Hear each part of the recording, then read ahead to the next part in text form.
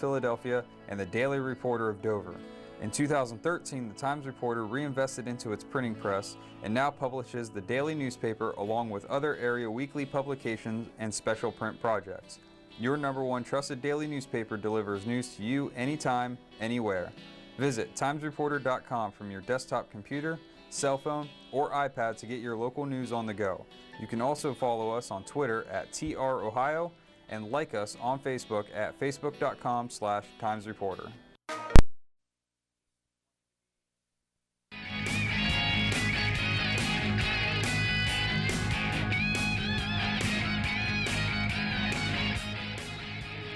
Week 6 of the high school football season features East Central Ohio League action between the host Dover Tornadoes and the Zanesville Blue Devils.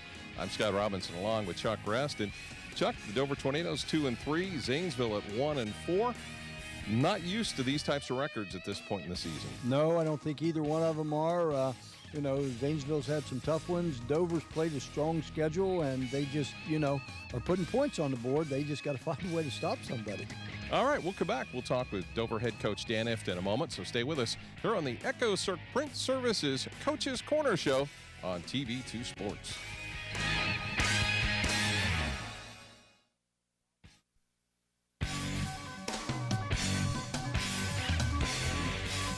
Myers & Miller Podiatry provides complete foot and ankle care to patients of all ages. The practice was established in 2000 by Dr. Adam Myers and has grown to include Dr. Andy Miller in 2007, Dr. Jason Bakich in 2010, and most recently Dr. Kristen Henry in 2015. Our core values of respect and honesty are the basis for how we manage our practice, and we continue to grow by building relationships with our patients in order to better serve their needs. Myers & Miller Podiatry serves Tuscarawas and Holmes counties with offices in Dover, Sugar Creek, Newcomerstown, Millersburg, and our newest location in Uricksville. Let's get started with building our relationship. I think the hands-on aspect is going to give you an opportunity to explore, find out what you're good at, what you like, and you're not going to have mountains of debt. What you're going to have is a marketable skill that even if you don't love it, you can use that to pay to go on to college and get that degree. And we've got a number of students that do that. They're very mature. I think we're a great hands-on exploration base.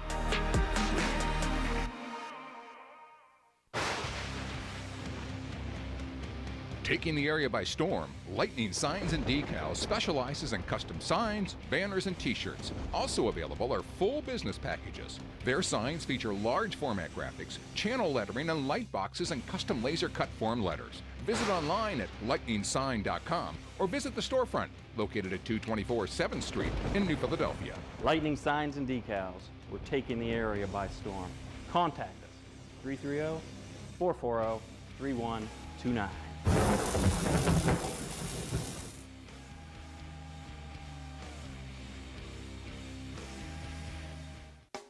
For over 100 years, the House of Stones, located on the square in downtown New Philadelphia, has been committed to providing an exceptional jewelry buying experience that creates lifelong memories and transcends time. Come and see for yourself why the readers of the Times Reporter have voted us their favorite jeweler year after year. Rodriguez's House of Stones, when it's just too important to trust anyone else.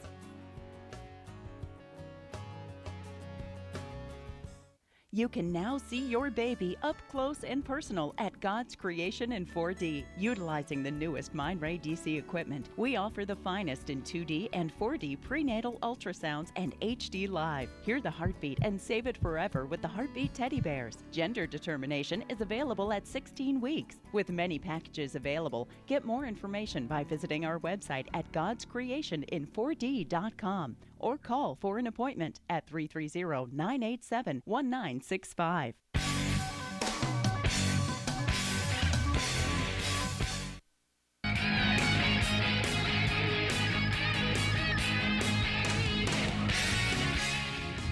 And back on the Echo Circ Print Services Coach's Corner Show with head coach Dan Ift of the Dover Tornadoes.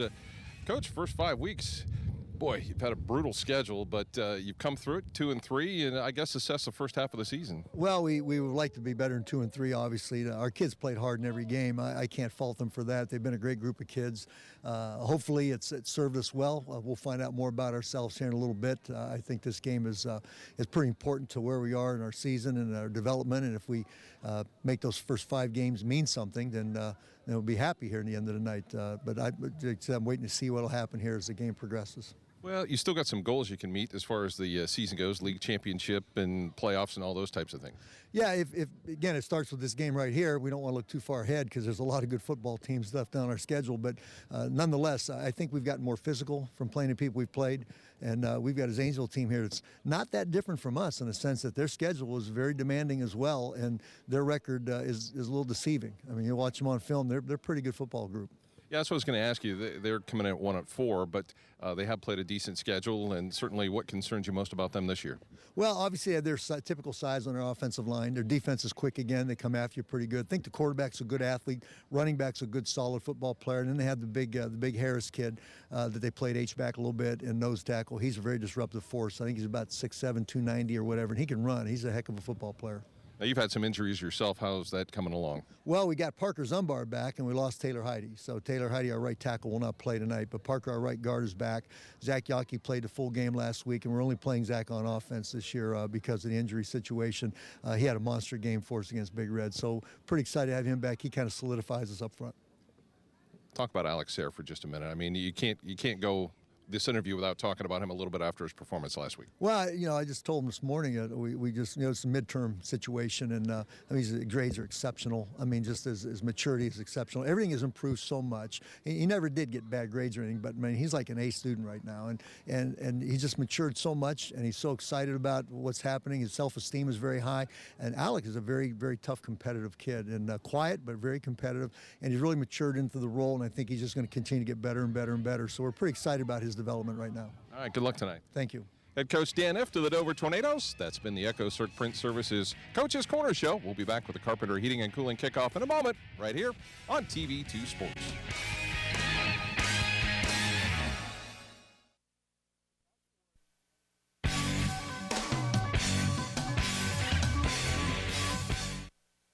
Omni Orthopedics comprehensive programs provide early diagnosis and successful treatment for every musculoskeletal problem.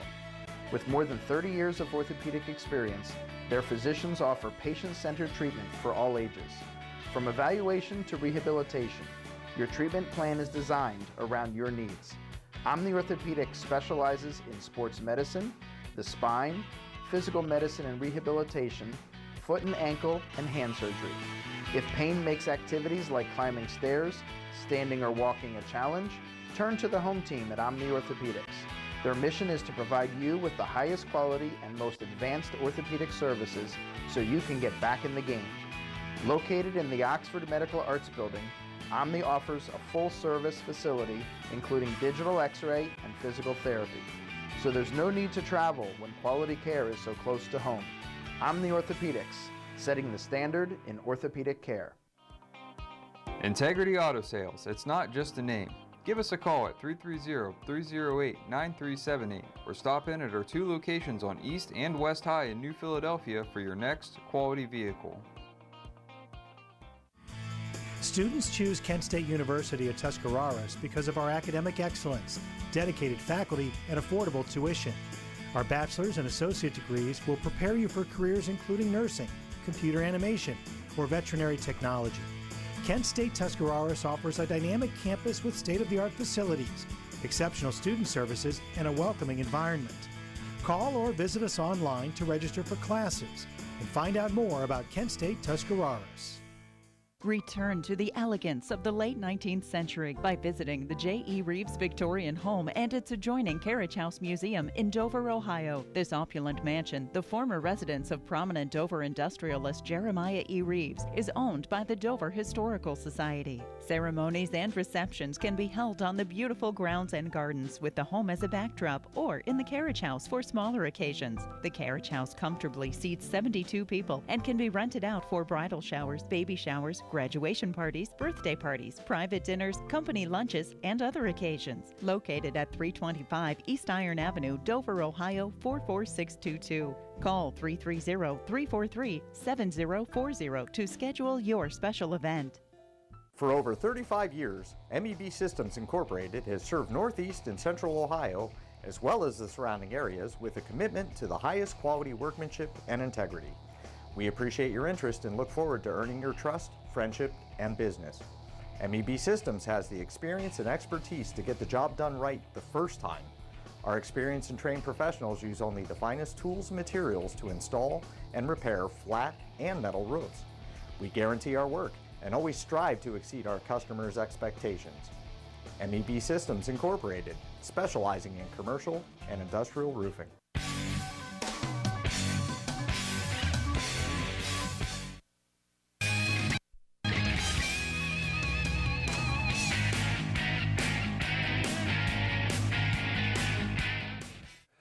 And welcome back to Crater Stadium in Dover as we get ready for our ball game between the Zanesville Blue Devils and the Dover Tornadoes. It's time now for our Keys to the Game, brought to you by God's Creation in 4D, where you can now see your baby up close and personal with the newest Mindray DC equipment, offering the finest in 2D and 4D prenatal ultrasounds and HD Live. Hear the heartbeat and save it forever with the Heartbeat Teddy Bears. Gender determination available at 16 weeks. They also have many packages available, and you can visit their website at www.godscreationin4d.com or call for an appointment at 330-987-1965. So, Chuck, two teams, records aren't particularly good, but both have played a tough schedule. Yes, they have. Both traditional football teams. I think the key tonight is Dover, keep that offense going, put the ball in the end zone as many times as possible when they got it. And what I'm looking for tonight is Dover's defense here to step up a little bit. And I think if you can get a few points on the board and hold them out, 1 and 4 teams, they kind of sometimes wilt a little quicker than normal. All right, those are our keys to the game, brought to you by God's Creation in 4D. Call for an appointment at 330-987-1965.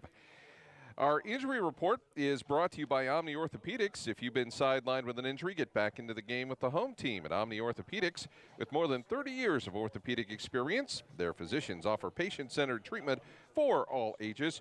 They're conveniently located in the Oxford Medical Building, or you can see them online at omniortho.com. They love what they do, and it shows.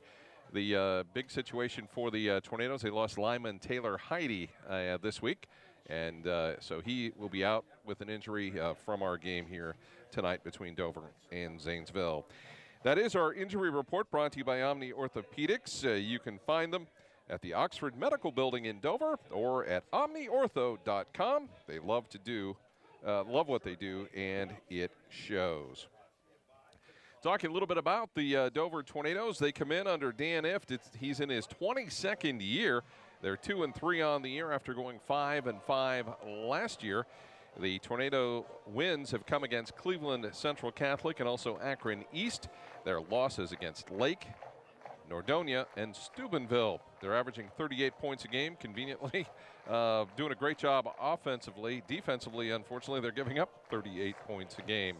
Quarterback Alex Sayre coming off a major performance last week, 28 of 50 for a school record 521 yards and 4 touchdowns against the Steubenville Big Red on the season. 92 of 163, nearly 1,600 yards, 14 touchdowns, and 5 interceptions. The Tornadoes, they'll finish up the year with Cambridge, Coshocton, Marietta, and New Philadelphia.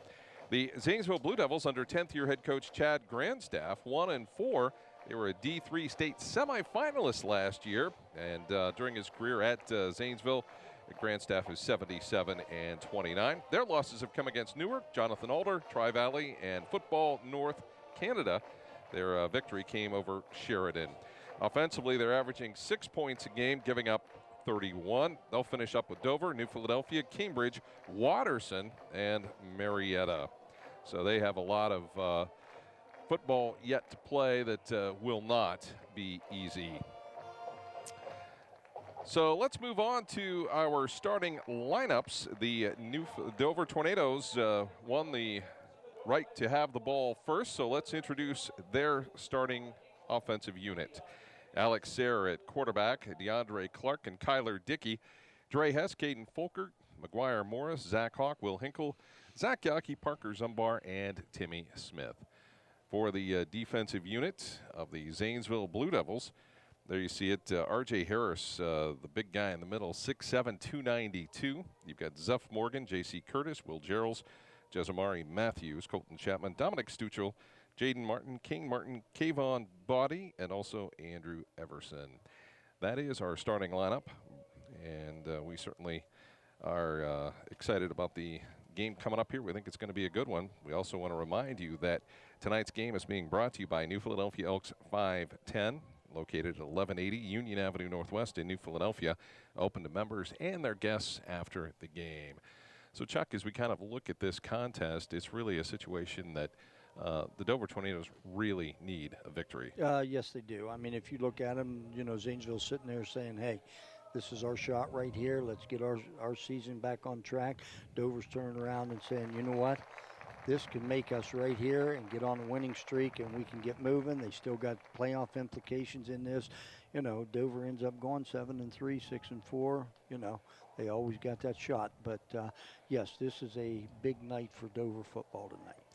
So the Dover Tornado Marching Band, after the alma mater, sung by the choir, they're getting ready to form and move down the field toward the band shell into the stadium for our national anthem. So let's move back to our national anthem, brought to you by the Buckeye Career Center. If you're an adult looking for a new career or a high school student looking for ideas on how to start yours, check out Buckeye Career Center, who's in the business of preparing you for the fastest growing segments of today's job markets. Visit Buckeye Career Center at 545 University Drive Northeast in New Philadelphia, or you can also catch them online at www.buckeyecareercenter.org. You can also see the many educational opportunities that the Buckeye Career Center can offer you and your family. So the Dover Tornado Marching Band in their new uniforms, and we are ready for our national anthem as we get onto the field for the Dover Marching Tornadoes and their presentation of our national anthem.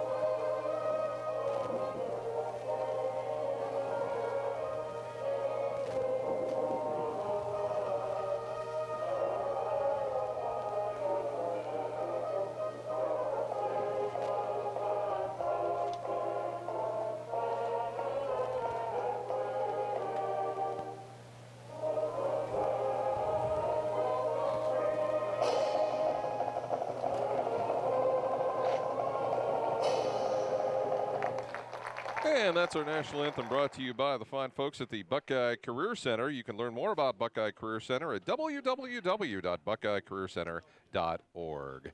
We'll come back with our Carpenter Heating and Cooling Kickoff in just a moment, so stay with us right here on TV2 Sports.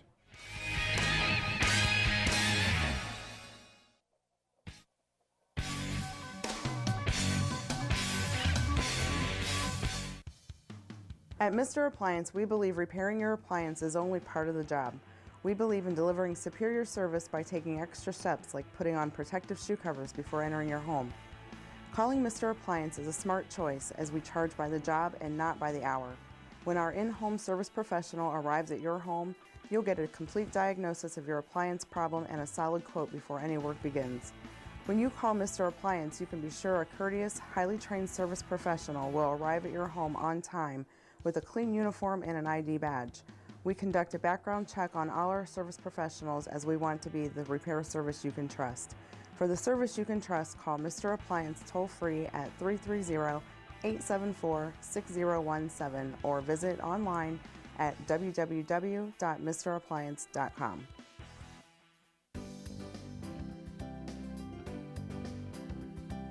For clean air you can breathe in a clean-looking home exterior, Ultra Clean. Locally owned and operated, offers both air duct cleaning and pressure washing for your home. Give them a call at 330-243-3996 to help clean up the air you and your family breathe and your home's outside appearance.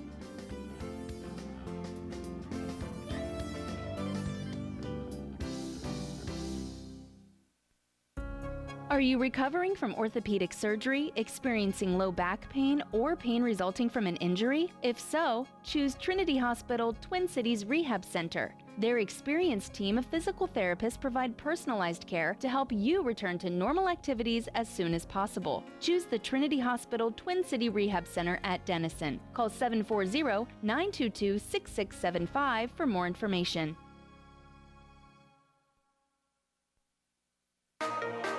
I think the hands-on aspect is going to give you an opportunity to explore, find out what you're good at, what you like, and you're not going to have mountains of debt. What you're going to have is a marketable skill that even if you don't love it, you can use that to pay to go on to college and get that degree. And we've got a number of students that do that. They're very mature. I think we're a great hands-on exploration base.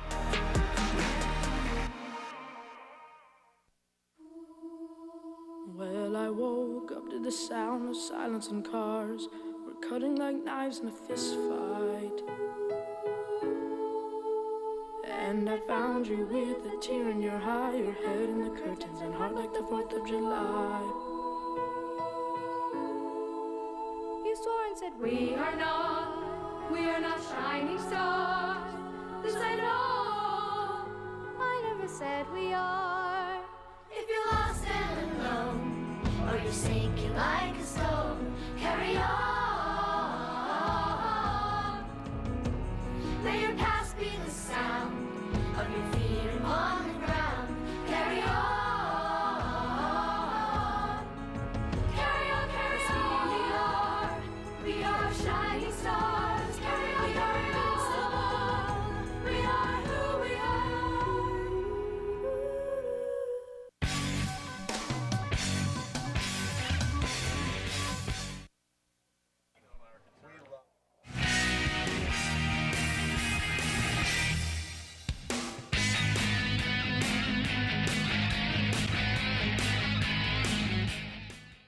And back at Crater Stadium as we get ready to kick this one off between Zanesville and Dover.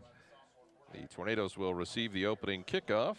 As you can see, the Tornadoes coming out of their helmet. And this one really a key game, I think, for both of these teams if they have any hopes of advancing down the playoff trail. Well, I think it's just a key game for both of them, like you said. Just, two football traditional rich schools that are not used to being on the losing side right now after 5 football games. And I think they just both are, just needing to win so bad just for their program right now. So I think that's going to be the key to both of them. And I'm not so sure that, Dover's as bad as their record, and I'm not so sure Zanesville's as bad as their record. Oh, I don't think either team is bad. I think they've had a tremendously difficult first 5 weeks of the season. And I think that's the key. And I would be, surprised here if this just wasn't a, good high school football game tonight. So it's time now for our Carpenter Heating and Cooling kickoff. Carpenter Heating and Cooling, located at 946 Cookson Avenue Southeast in New Philadelphia.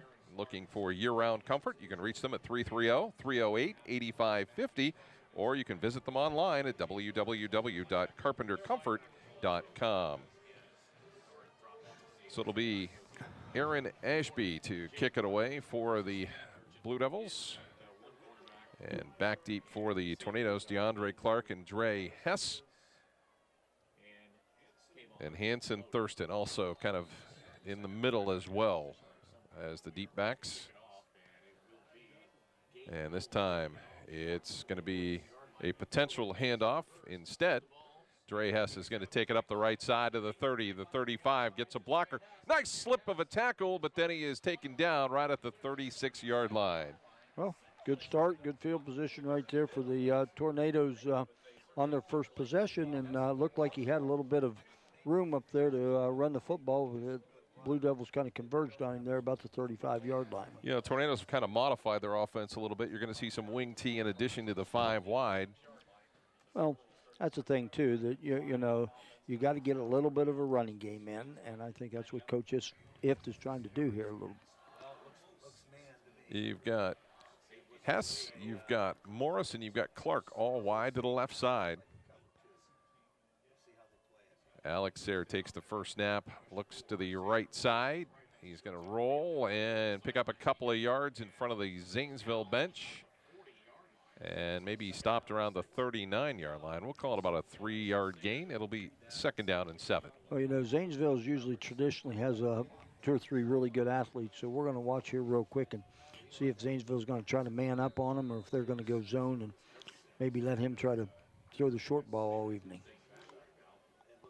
I don't think Dover's going to care as long as they can move it down the field. Well, that's going to be the key for him. It just looks like they're in a little bit of the zone they're defense averaging right now. 38 points a game through the first 5 weeks. Sayre looks to the outside. Clark's got it at the 40s. Absolutely nobody there. And to the 44-yard line for a gain of 4. So it'll be 3rd down and short. Well, you're in that situation. You saw this. Zanesville was in a zone right there. Went ahead and let them catch the football and then went up. You can see it here on replay. You know, he's catching it in the backfield. Looks like he's running a long way, but he's still behind the line of scrimmage when he catches it. So it was about a 6-yard gain. The handoff straight ahead to Hess, and he'll have the first down into Zanesville territory at the 49-yard line. Thanks again to Stark State College. Excellence in education for more than 5 decades. Just visit starkstate.edu to enroll now. Stark State College, spend less, earn more, go further. They are our replay sponsor. Alex Sayre comes out to Hess. Hess with that little bubble screen, tried to get a block. Got a yard or 2 maybe out of it. Not much there as Colton Chapman made the stop for Zanesville. Well, key receiver right now in Hess, number 11, is kind of limping around out there at the wide receiver spot after he made that first down for the Tornadoes. So we'll see how effective he is. A gain of maybe 2, 2nd down and 8 as the Tornadoes on their first drive. They've had some injuries along the offensive line, so they're as healthy as they've been in a while. Zach Hawk, Will Hinkle, Zach Yockey, Parker Zumbar, and Timmy Smith. And that ball is short, intended for Clark at about the 39-yard line, and he was open. Yes, he was. He was open and would have had a first down if looked like he kind of short-armed that one just a little bit into him.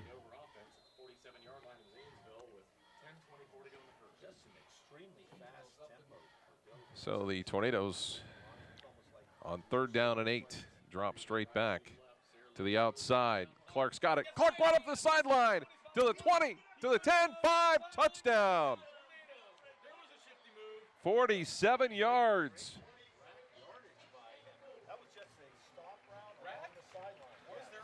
Tell you what, there was some speed on that play. Yes, there was. Just ran a little bit of a stomp route and got by the first tackler. And I'll tell you what, he turned the jets on and took it in for 6 real quick. So good start for the Tornadoes on that one.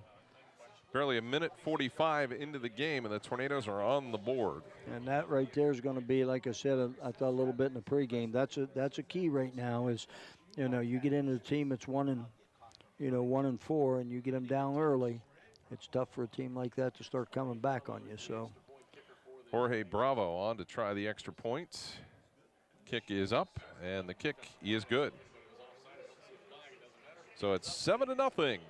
Right now, the Dover Tornadoes jump out to the early lead.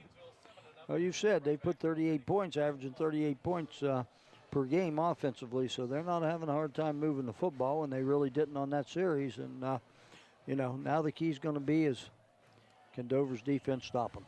Yeah, that seems to be the issue, although I don't think that there's a lot of panic on that side of the football. I think there's some improvement they'd like to make. Oh, yeah.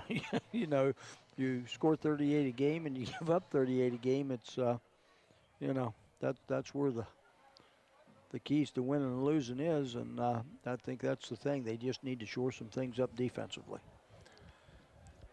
So it'll be Jack Danaher on to kick it away for the Tornadoes. You know, this being the first time we've seen Dover this year, too, you know, we really don't know defensively what their issues are, you know, whether it's missing tackles or whether they're just, you know, getting pushed around the line of scrimmage. So be a good test right here. Kayvon Body back deep. And the kick is away. That's going to be a good kick. That's going to be taken by Dominic Stuchel at the 1. To the 15, to the 20, and to the 21-yard line. Late penalty flag comes flying in. I'm guessing where that came from. There might have been a block in the back looks or like a hold.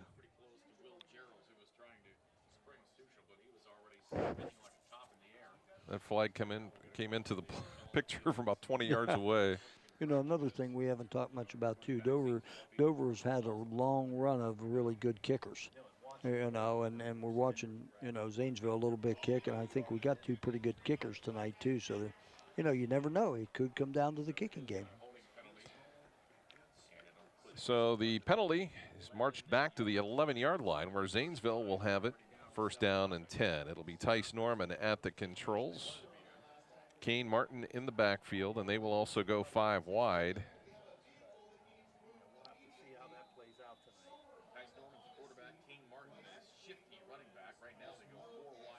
So out of the shotgun, Norman rolling to his left, and a busted play as we'll get a 5-yard penalty.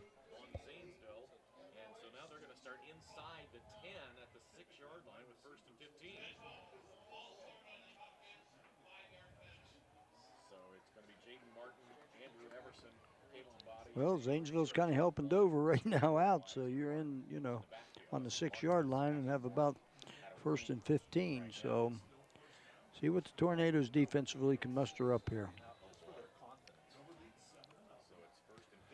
1st and 15. Norman's going to take it himself, tucks it to the 10, and it'll be a gain of 4.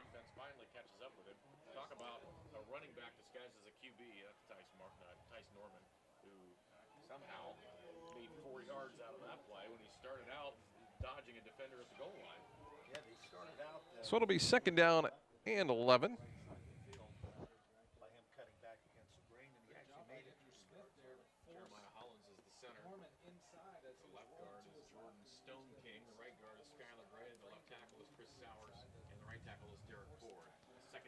So on 2nd down, the handoff to Kane Martin. And lost it down at the Dover. They're going to say it was down. Okay. That one, now the Tornadoes are going to, Tornadoes came out of there with it, but apparently it had already been ruled down. I believe so. So you still got them in a good situation here with about 3rd and 7. So Tornado defense been pretty good so far the first few plays. And I think that's one thing the Tornadoes defense has to do right now. They either got to take the pass away or take the run away and be successful at it. So.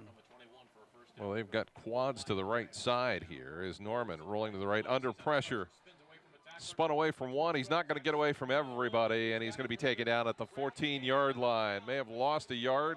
It'll be 4th down, and the Blue Devils will have to kick it away. Well, got the quarterback right now limping around. You can see right here he was rolling out to his right looking, but Tornadoes had good coverage on everybody downfield. Shadrew had the first chance at him. A couple guys, but I'll tell you the cleanup right there was. Drew Nolan just pummeled him right there. He did, so that was kind of a good start for the Tornado defense on that series. McGuire Morris back to field the punt from Zanesville.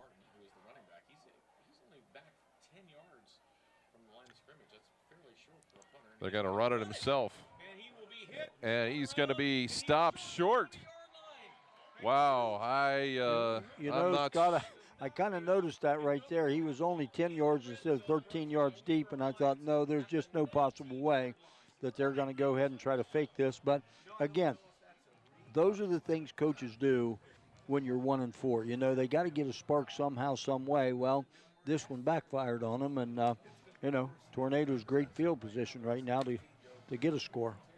When he tucked it, I couldn't hardly believe it. It just is like, why would you that deep in your territory? Yep. It's too early in the game, way too early. You would think so, but, you know, again, sometimes when coaches get down there, they think a lot different than the normal person does sitting in the stands. Well, you know, if he made it, it would have been a good call. Exactly. You know, so it's 1st down and 10 from the 19-yard line. A gift for the Tornadoes. Sayre in trouble, tucks it, is going to run with it. Is going to spin down inside the 10, down to the 8-yard line. You might have a 1st down on that one, too. Everybody was covered, so Sayre just tucked it, got away from the first would-be tackler right there. Replay by Stark State College. Was able to just outrun the linebacker on that one and pick up a 1st down. So big play for the Tornadoes on offense. So the Tornadoes getting ready to cruise in again here at the 8-yard line. 1st down and goal. Tornadoes shift into a Wildcat. The handoff inside to Dre Hess, and Hess down to the 3, maybe the 2-yard line. That's what you were talking about a little bit there. I think Coach Hift is wanting is some type of running game here just to give them a little bit of balance. And Hess right now is, run the ball 2 times and been very successful at it. So that offensive line's moving some people. Well, Hess on the year is our leading ball carrier. 51 carries, 271 yards. He's averaging 5 yards a carry. Under center, the handoff. Penalty flag comes down, and I think that's going to be bad news for the Tornadoes. I think there might have been a little motion on that one. Or maybe they weren't set long enough. Not quite sure. You can see the replay here, but I think it's going to be all for naught. Hess taking it into the end zone. Now we get a signal late that it's a touchdown. So the flag is not quite waved sure off. What the flag was. Did he wave it off? He waved it off, okay. Yeah. So a 3-yard run by Dre Hess makes the Zanesville Blue Devils pay with 7:08 to go here in the 1st quarter. Kind of a big gamble by the Blue Devils that backfired on them right there. So something you don't want to do because Dover can put some points on the board. So the extra point with Danaher. Well, now we got a cluster of everybody moving around. See if they're going to move him back 5, and that'll be the case. That extra 5 yards makes it a little bit different. So Danaher on to try the extra point this time.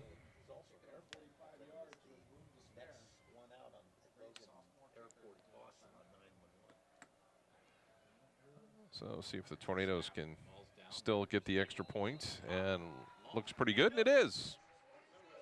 And that makes it 14-0 here with 7:08 to go in the 1st quarter. The Dover Tornadoes on top. And, boy, I'll tell you what, Coach Chad Grandstaff, I got a feeling would like to have at least one decision back so far tonight. You think? Yeah, I think if he had to do that one over. That deep in your own territory. If you're midfield, that's one thing. There's no surprise if you do it in midfield. Right, but you even said it, that early in the ball game, I guess. And again, from a coaching standpoint, I think right now he's just grasping straws, you know what I'm saying, to get things moving for his offense. And you can see right there it backfired, and so now they're behind the 8 ball again. So now you demoralize your team, and they're down 14-0. At that point, you're going to have to say yes. So Jack Danaher will kick it away for the Dover Tornadoes. Back deep will be Kayvon Body and also Dominic Stuchel to receive the kickoff. So it is 14-0 Dover with the lead. And this one is going to go into the end zone, and that was a nice kick, and that'll give Zanesville the football out at the 20-yard line.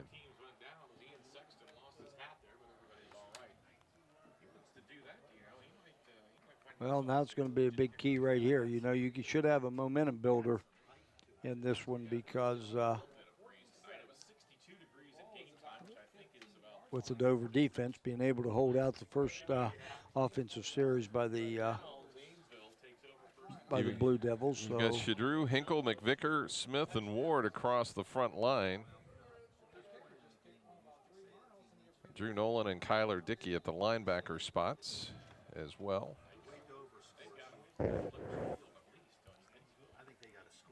First down and 10, and another penalty flag, and that's going to back Zanesville up 5.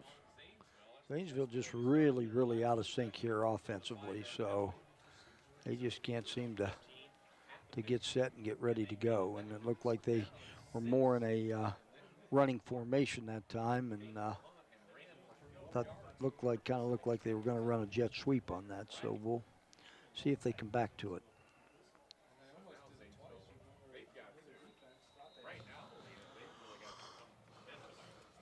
And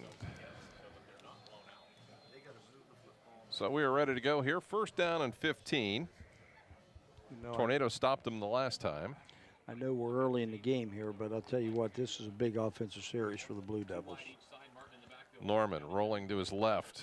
The Dover defense doing a great job of stringing it out. And there is going to be a loss back to the 12-yard line. An army of gray shirts there was. Make the tackle for the loss. Let's take another look. Tornadoes did a great job just playing the line of scrimmage on that one. Linebackers and DBs were able to come up and make a tackle for a loss on that. So looked like Drew Nolan might have made the stop from his linebacker spot. It'll be second down and 15. Looked like they lost a couple of yards there, but the spot out at the 14. Trips to the right on second down and 15.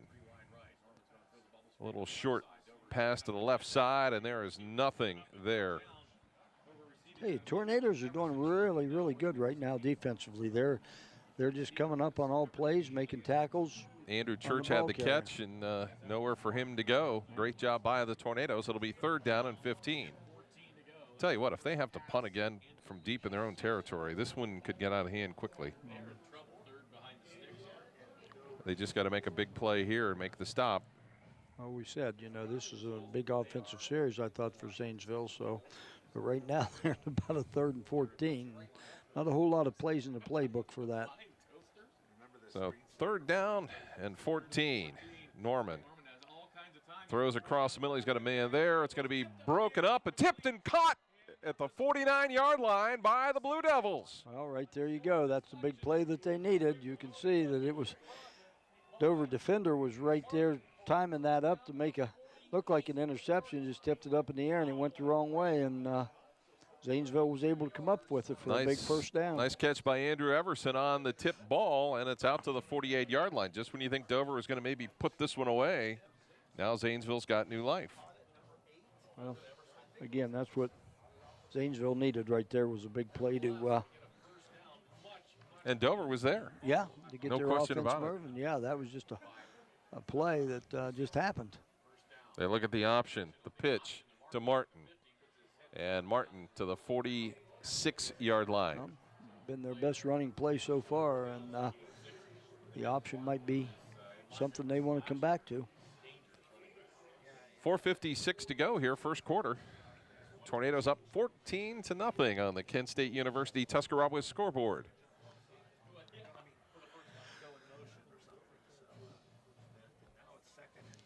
Realize too that Zanesville's got a lot, and I know we're in game 6, but they've got a lot of inexperienced players this year that have not really played a lot of varsity football.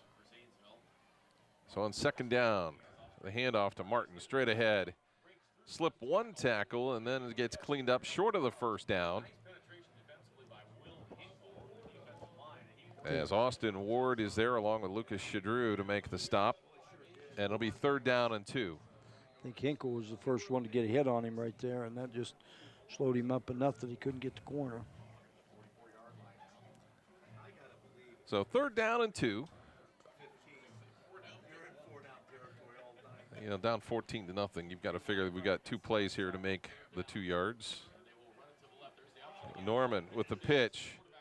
And tell you what, Martin is going to get that first down with individual effort. Yes, he is. He got hit, and I'll tell you, he just kept his feet moving and was able to get 3 yards out of nothing. You can see here on the Tornadoes just didn't have the leverage. On that, they put him down right there. He had a good chance of being stopped, but look at those feet moving, and there was just no way you were going to tackle him on that play. So that was a big first down for Zanesville. Kyler Dickey and Lucas Shadrew on the tackle. It'll be first down and 10 for Zanesville at the Dover 41-yard line.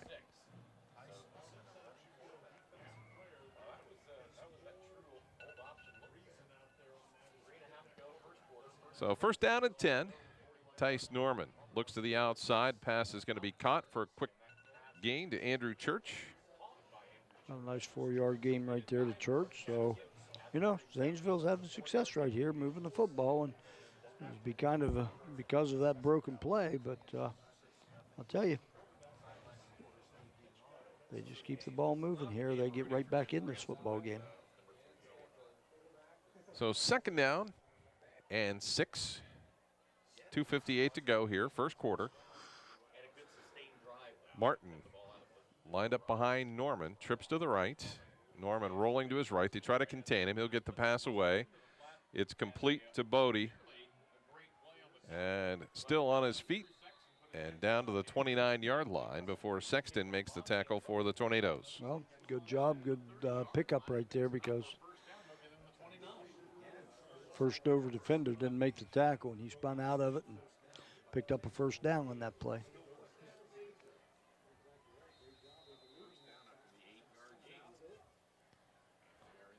So the 8-yard gain, good enough for the first down at the 29-yard line of the Tornadoes. 2.5 minutes to go in the first quarter, and Tornadoes going to have to do a little better job wrapping things up.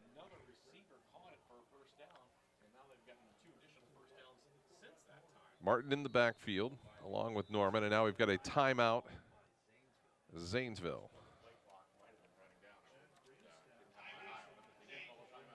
So they just didn't like something they saw, I suspect, and they call the timeout.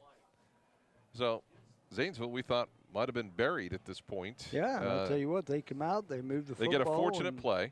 Very much so. But that turned the momentum.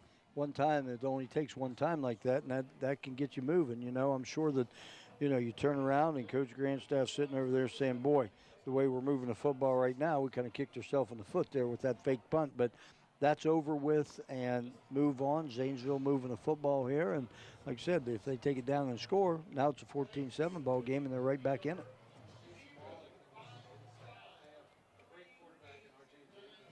And they're definitely, you would think right now, in 4-down territory, no matter what happens here.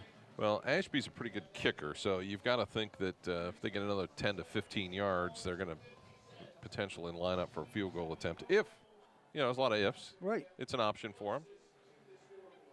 First down and 10 from the 28-yard line. Martin lined up behind Norman. Trips to the left. Everson, the lone wide out to the right. They're going to go to the bubble screen again, and it's dropped by Body. It looked like, again, the Tornadoes had that one pretty much bottled up, but, you know, you got to catch the ball first before you take off running with it. It'll be second down and 10.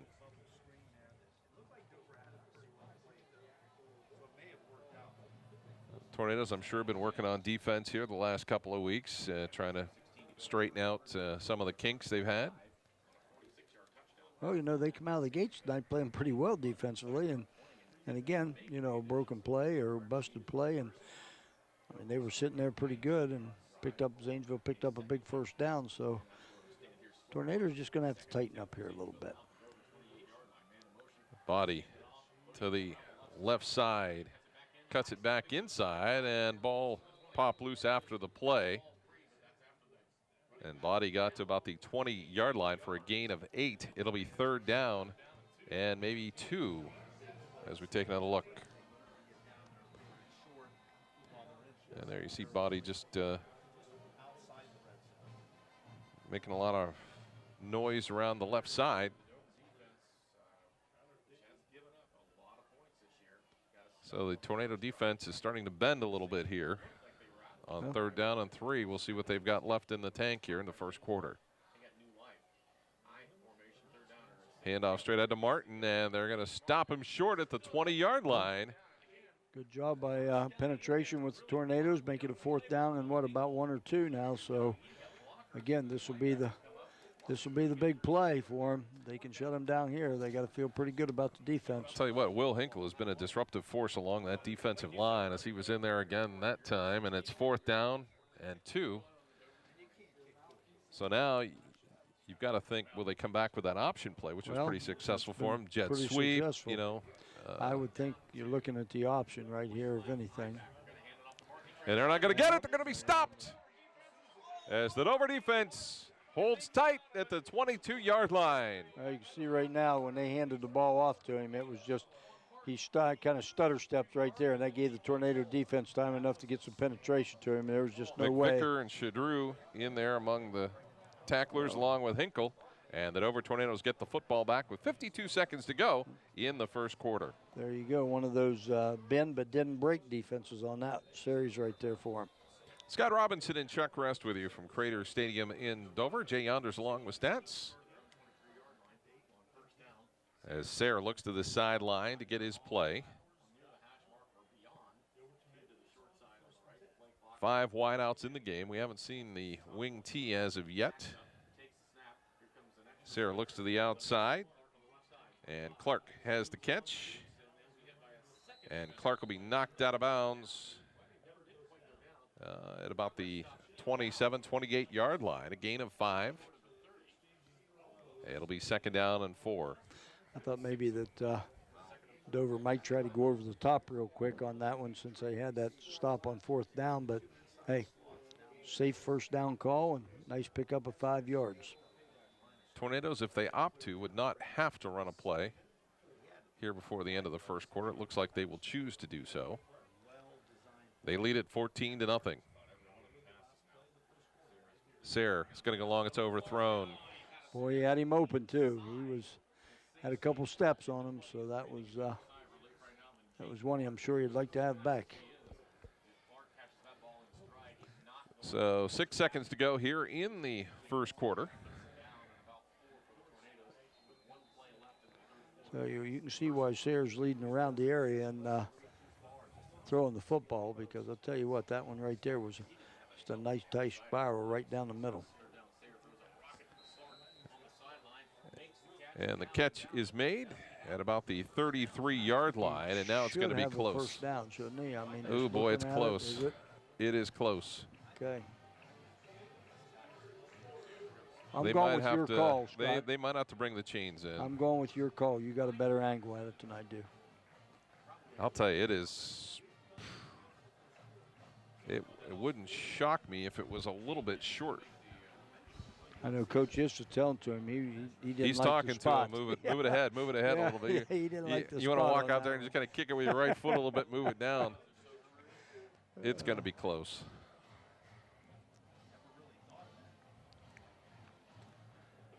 So we'll see. Nonetheless, the quarter's over.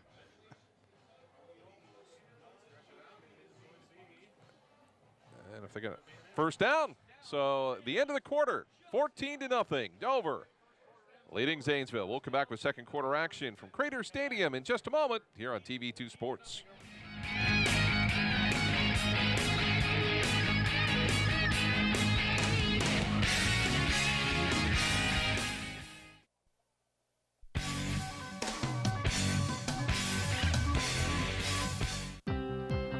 No matter where you are in life, Stark State is the smart choice. The lowest tuition rate in the area, along with flexible schedules, online courses, and degrees that lead to in-demand careers or make it easy to continue your education. Small classes, professors with real-world experience, and a campus close to home. Plus, more than 92% of Stark State grads secure a job or continue their education. Choose Stark State College. Spend less, earn more, go further. Register now. For exceptional and expert care in a comfortable and friendly atmosphere, turn to Ohio Head and Neck Surgeons located at 400 Medical Park Drive, Suite 103 in Dover. Since 1964, our physicians have been providing our patients with a wide range of general and specialized care for the treatment of ear, nose, and throat conditions. Our doctors, Asako, Ramsey, Bogdan, Smith, and Brescia, are board certified and have all trained at major American academic centers. We strive to deliver every patient the most advanced and highest quality of affordable health care available. Services include treatment of adult and pediatric ear, nose, and throat disorders, allergy management, complete hearing services, and facial plastic and reconstructive surgery. We are the largest ear, nose, and throat provider between Cleveland and Columbus. Let Ohio Head and Neck provide you and your family with the quality of care you deserve by contacting us today at 330-492-2844 or find out more by visiting our website, ohioheadandneck.com.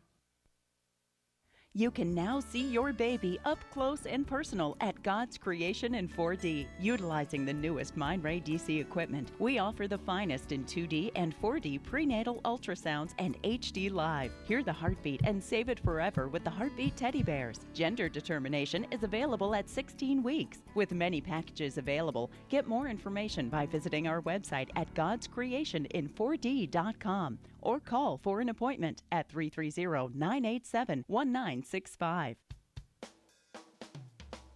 Carpenter Heating and Cooling has been keeping your home comfortable for over 30 years. Every installation includes heating and cooling load analysis, along with a follow-up visit to ensure your satisfaction. Carpenter services all makes of residential and light commercial heating and cooling equipment utilizing custom fabrication and state-of-the-art system checks. Their NATE certified technicians work hard to provide you with total living comfort. Hi, I'm Doug Carpenter. And I'm Chris Carpenter. Come see us online at carpentercomfort.com.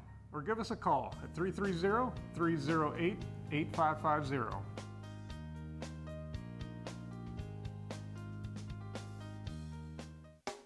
For over 100 years, the House of Stones, located on the square in downtown New Philadelphia, has been committed to providing an exceptional jewelry buying experience that creates lifelong memories and transcends time. Come and see for yourself why the readers of the Times Reporter have voted us their favorite jeweler year after year. Rodriguez's House of Stones, when it's just too important to trust anyone else.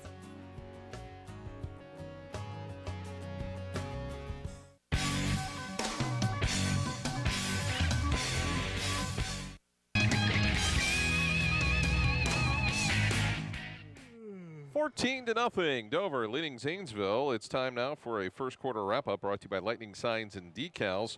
You can visit them online at lightningsign.com or also visit the storefront located at 224 7th Street Northwest in New Philadelphia. They first quarter, all Dover. 47-yard pass from Alex Sayre to DeAndre Clark and a 3-yard run by Dre Hess to wrap up a second drive after a decision by Zanesville to go for a fake punt. They lead it 14 to nothing as Sayre goes long and just overthrown for Hess. And that is our first quarter wrap-up brought to you by Lightning Signs and Decals. They're taking the area by storm, specializing in custom signs, banners, and graphics. They're also an authorized distributor for Mossy Oak, Browning, Realtree, and Bone Collector graphics and products. So it'll be second down and 10, and Tornadoes have found something they like. Sayre's just been a little bit off target so far. Yeah, he's had two people wide open right down the field. Didn't connect with either one of them, but it's there. First down and 10 from the 33-yard line, just underway second quarter.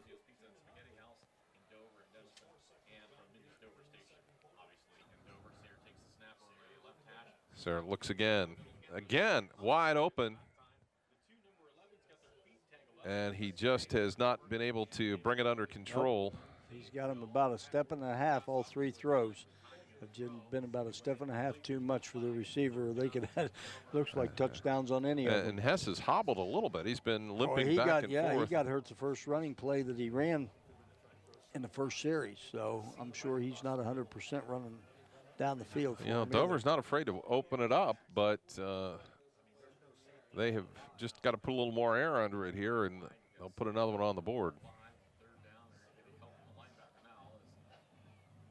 This time they get it to Morris, and it's a foot race to the 10-5 touchdown, Dover. Well, there you go. I'll tell you what, that was just a great timing because he just sit right in that pocket, and Sayre just stepped up in there and was able to wait on Morris to just get that step right behind the safety and was able to pick it up, and you can see it right there on the replay, and then there was no way you were going to catch him. a foot race, and that's one thing Dover has, and that's a lot of speed on the outside. So it'll be Bravo on to try the extra point. So with 11:40 to go here in the second quarter, we'll have another extra point attempt. Morris to hold, the kick is up, and that kick is good. And that makes it 21-0. The Dover Tornadoes with the lead, and my, oh my. Yeah, I mean, you know, they had a 3rd down and 10 situation right there, and Zanesville just let him get a step behind. But like I said, Sayre sit in that pocket and stepped right up in it and was able to hit Morris right on his stride, right in the middle of the field. There was just no way you were going to catch him. The angle he had to the end zone was a lot better. So Dover, I'll tell you, they, you know, again, we talked before the game. Offensively, I don't think has been their issue. Defensively, in the first series they had, were able to stop Zanesville. Second series, you know, had that little bit of a bend to them from the 20 to the 20, but after that, they stopped them on 4th down and turned around here and scored again. So Tornadoes got to be feeling pretty good right now. 21-0. Dover leading Zanesville. Danaher on to try and kick it into the end zone again. He's got a whale of a leg. Yes, he does. He's got a great leg. It's amazing, too, watching. They've got, you know, two good extra point field goal kickers in this, too. So Dover's got the kicking game. So Danaher with the long run up. This time he's going to chip it down to about the 5-yard line. The 10, the 15. Out to the 25, the 30. Cuts it back inside, still along the sideline. Dover still has not gotten Martin down, and finally at midfield, they're able to pick him up, and a penalty flag goes down. Flags going here. Got a couple flags. I think it's coming back to begin with because I think there was a block in the back or a hold, but then the second flag here was going to be an unsportsmanlike on someone or offsetting sure or who what, knows. Yeah, who knows what it'll be here because I think, I'm not sure if this second flag they threw might have been after the play. So see where we're at. But I do definitely think the ball is going to come back because there had to be a hold or a block in the back, one of the two. So Coach Dan Ift is getting an explanation.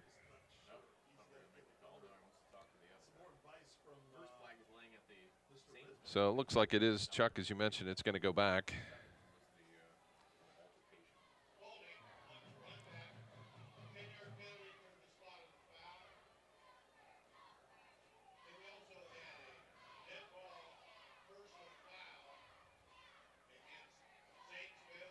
So they'll mark. So offsetting, and the Blue Devils will have it somewhere around the 11-12 yard line. After all that, we're just going to kick him back 10 more yards and start playing again. How's that sound? Well, you can expect tempers are going to flare because the Tornadoes are already up 21-0. Exactly, and when you're 1-4, it's a lot easier to get mad than it is if you're 4-1. So the Tornadoes are going to come out and try and hold the Blue Devils again. So far, you can kind of see why Zanesville's been only averaging about 6 points a game. Well, they kick themselves in the foot a lot too. You know, they've had about 5 or 6 penalties already tonight. The handoff to Martin, and he is taken down back at the 11-yard line. Might have lost a yard. What a great job by the Tornado front line. I'll tell you, the Tornado defensive line is getting penetration almost every play, and they're disrupting Zanesville's offense. And they're outweighed. Oh, yeah, you look at they're huge. Yeah. Zanesville's line is huge. Yeah, if you look at their offensive line, they've got some big boys up there. Second down and 10, generously. As Norman gets the snap, has to lay down on it at the 7-yard line, and things have really fallen apart for Zanesville. He's looking over to the sidelines to figure out what the play is, and the center just snapped the ball, you can see right now. So smart move on his part, though, that he just fell on top of it. And so it will go to second down. I'm no, wait a minute. Shouldn't it I be thought it'd be third down. I Yeah, believe that's what it I was should be thinking third too. down. Unless they. Okay, They're going to call it a penalty. Motion, okay. Yeah. All right, so it will stay second down. I can buy that one. But the ball be spotted just outside of the 5-yard line.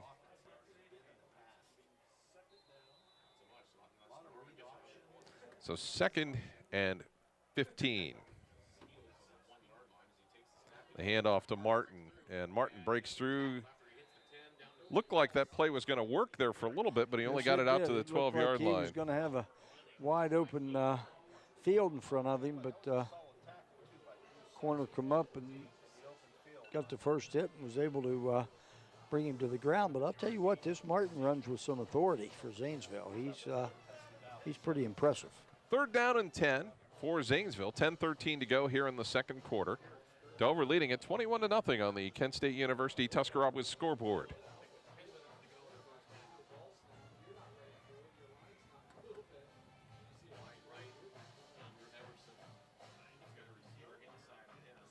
Martin in the backfield along with Norman.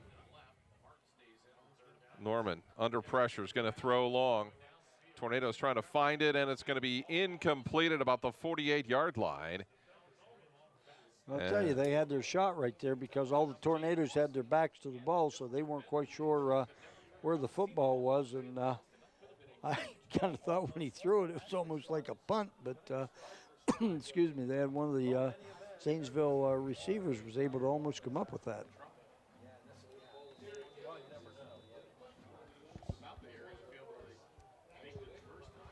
So the Blue Devils will punt it away again. I'm going to go with Scott. They're going to punt. I'm going to say they're going to punt it this time. If they don't get another penalty here with not enough guys in. So McGuire Moore standing right back at midfield. And this time, floater that Morris is going to take at his own 48 to the 45, the 40. Slips inside at the 35, the 30. And brought down at about the 23-yard line. Tell you what, he was able to catch that one on the run and eluded a couple tacklers, and he was able to come right back at it. Now he comes up hobbling a little bit, so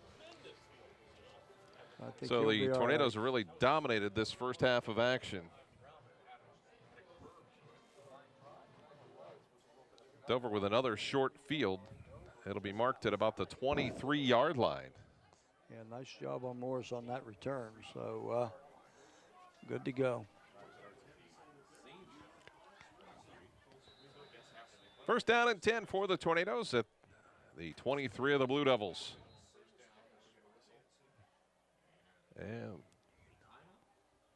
they're going to reset the 25-second clock. I don't think they had that one set. They had that moving before they put the ball in play.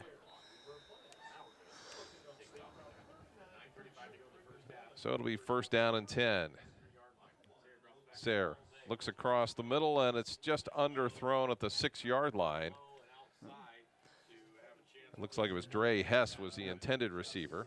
Just kind of short-armed that one to him, too. I think he was trying to guide that one in instead of throw it to him because he was wide open. But another big scoring opportunity here for the Tornadoes if they get the ball moving here.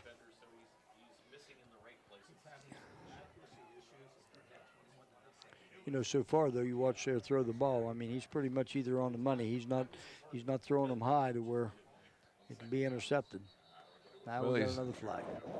He's got 14 touchdowns and 5 interceptions, so it's a pretty good ratio. Yeah. So a 5-yarder coming against the Tornadoes.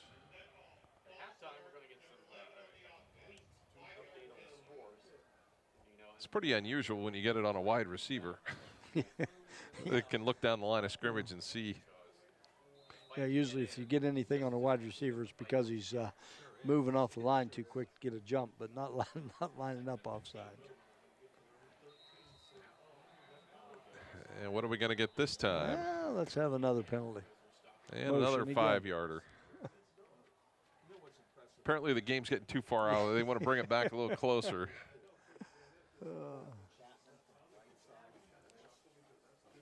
I think it's another problem with the wide receiver on the right side. Well, you had one on the left side last time. Now you got one on the right side this time. It's like, are they lining up offside? That I'm guessing they are, because I just don't think I haven't seen anybody move too quick. And now we get 5 yards back. Okay. So that will earn a couple of them back. So 3 plays, 3 penalties. 3 up to the line of scrimmages and no plays. Yeah, no plays.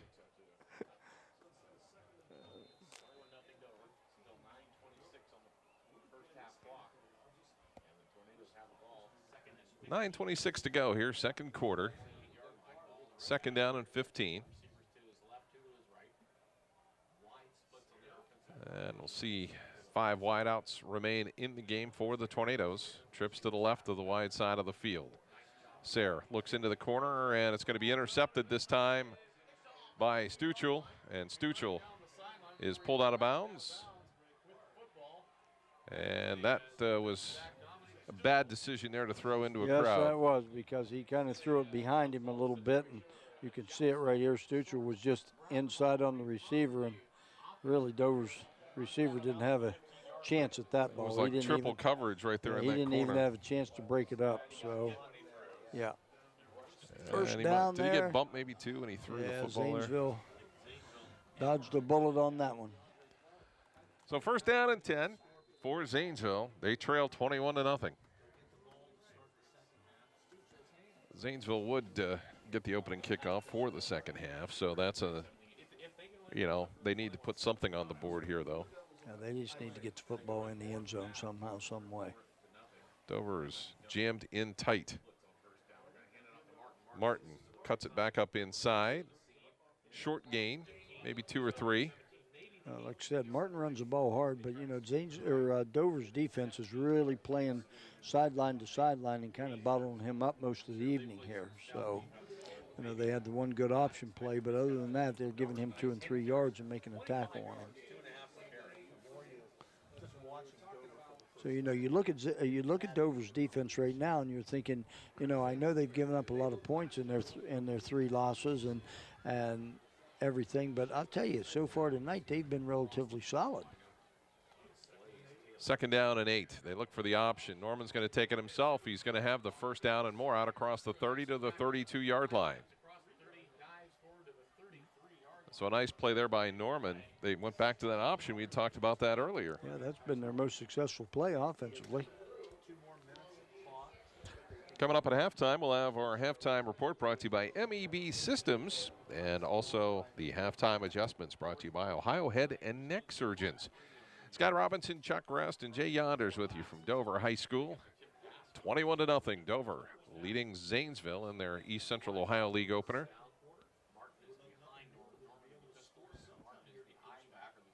Martin gets the handoff. Martin slips to the outside, running hard.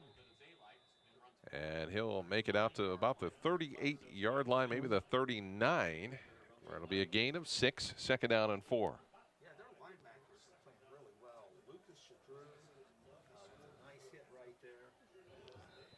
Zanesville in no rush. They take their time. Yeah, even though they run this 5-wide offense, they huddle up every time. They come up the line of scrimmage, and they even still get a possibility of another play at the line of scrimmage. So,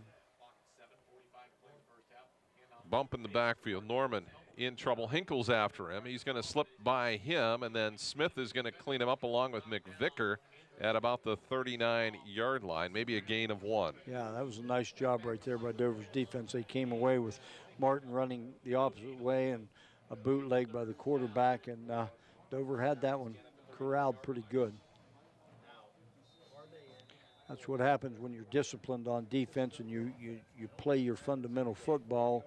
Things like that don't bother you, those bootlegs and fakes. So Dover's sitting in there pretty well right now, third down and about 5.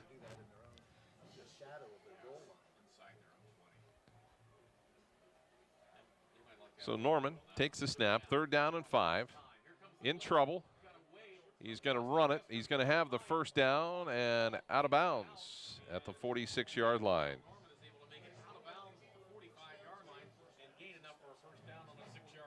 So a nice scramble there by Norman.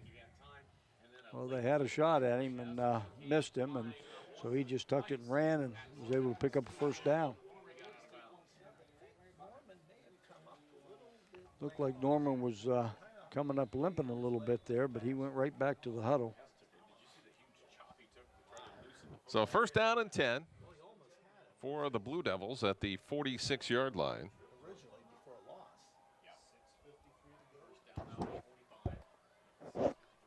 Out of the shotgun, Norman's going to air it out across the middle. He's got a man there. It's caught at the 45-yard line. Looks like Everson with the catch, just short of the first down. Nice pickup on first down right there by the Blue Devils and gives them a good second and short. You know, I think I'd be in the situation right now. I just want to get a first down and keep moving these sticks. So see what they come up with. But now we got an official's timeout here. Must be a little equipment problem.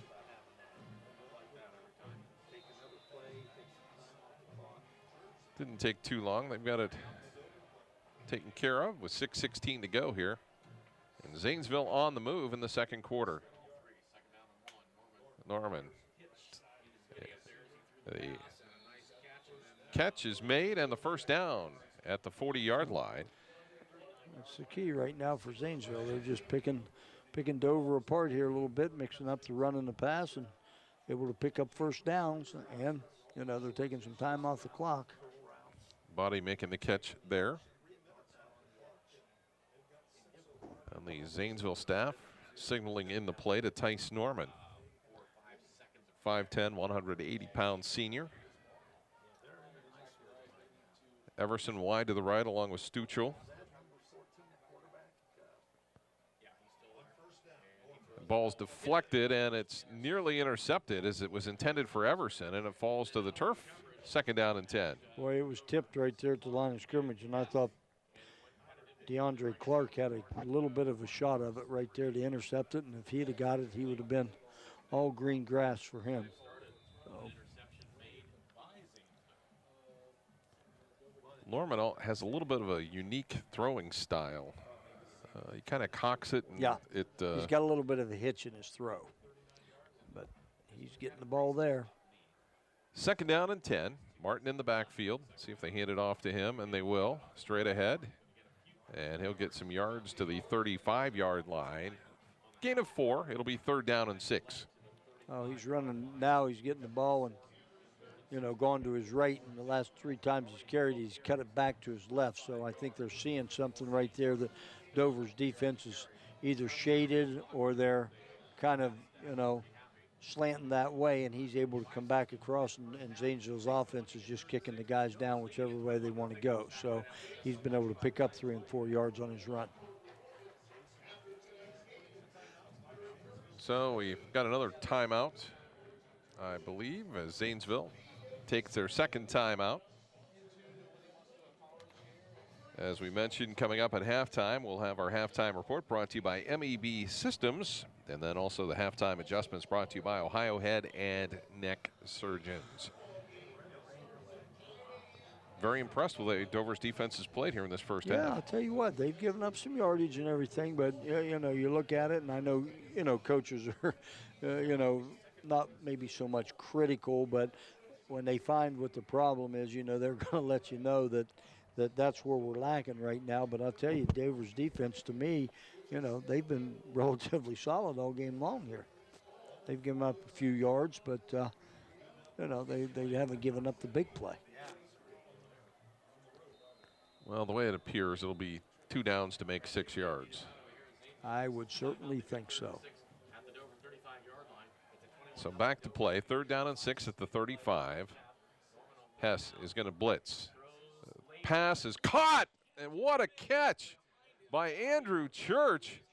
Just kind of a wraparound catch there. Yes, he was, because I thought Morris was sitting back there waiting to pick that one off, and I'll tell you, he just kind of stayed with it, and Morris just missed it, and a heck of a catch by Church on that one, so that was a big first down pickup for him.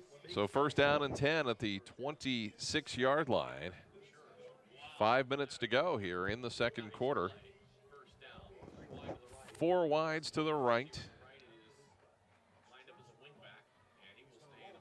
And Norman Gets by one tackler, is going to throw to the end zone, and it's nearly good for a touchdown, but Bodie fell down at the 5-yard line. There was nobody around him at all. You can see here that was just a broken coverage or something by the Tornadoes, because he's sitting down there with nobody within 10 yards of him, and if he would just let him catch it, he could run right into the end zone, but kind of threw it a little bit high for him. So he kind of caught that one, I think, and landed on his ribs, and he had to go out, but puts the Blue Devils right here in their best scoring opportunity of the night. So first and goal from the 5-yard line. Martin lined up behind Norman. A handoff to Martin, stopped after a gain of a couple. Almost looked like when Martin got the ball, it was either he hadn't secured it yet or what, because he hesitated, but then there was a little bit of a hole right there, so he was able to pick up. But now I think the jumbo package for the Blue Devils is coming in, as well as for the Tornadoes.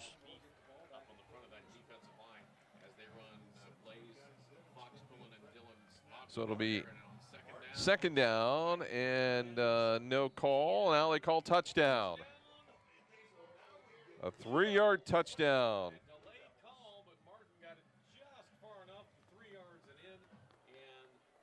Watch what we got here. I just didn't quite get it, but I think Martin was the one that got the touchdown on that one. So with 4:04 to go in the second quarter, Zanesville breaks through. And then they've showing a little bit of an unusual lineup here. And they'll shift into the standard extra point kick position. And a penalty flag. Offsides on the Tornadoes.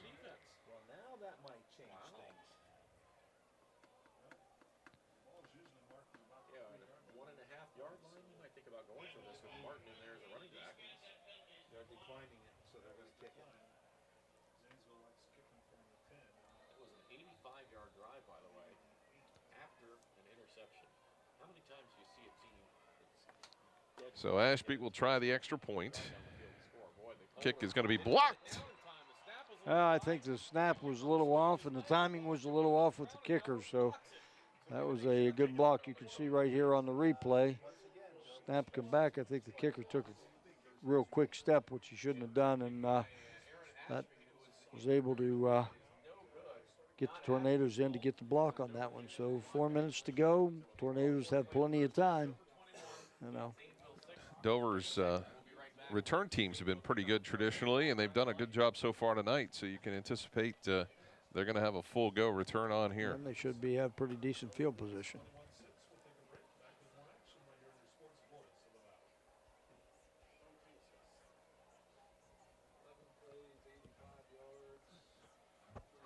So Ashby will kick it away as Hess and Clark back deep around their own 10-yard line as we get closer to halftime.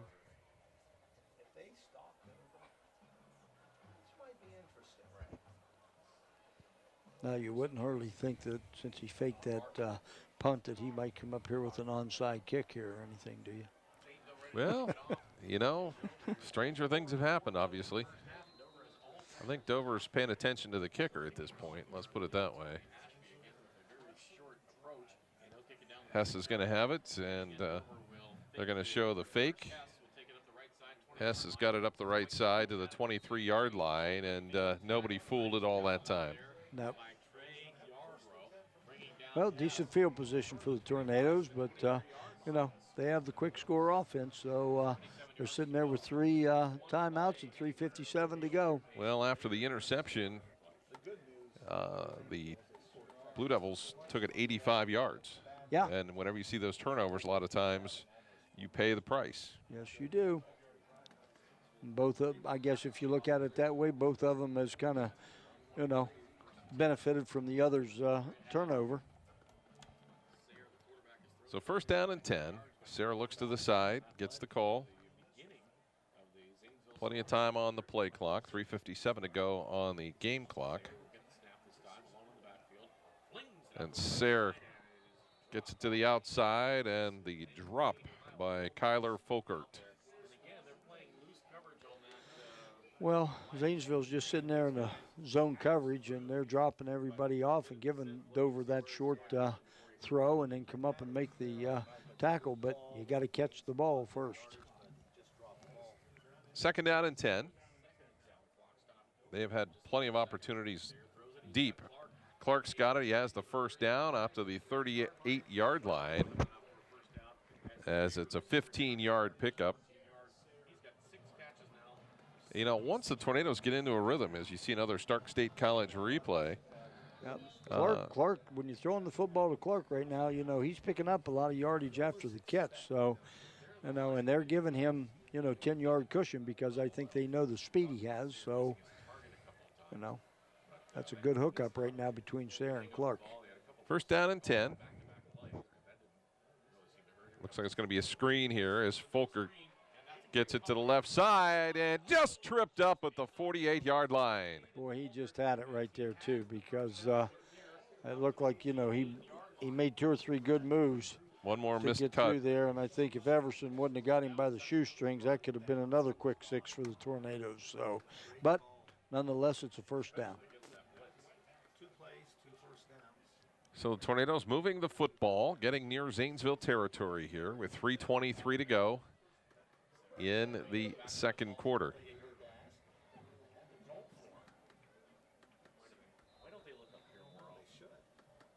Chains are set, clock's rolling, ready to go on 1st down.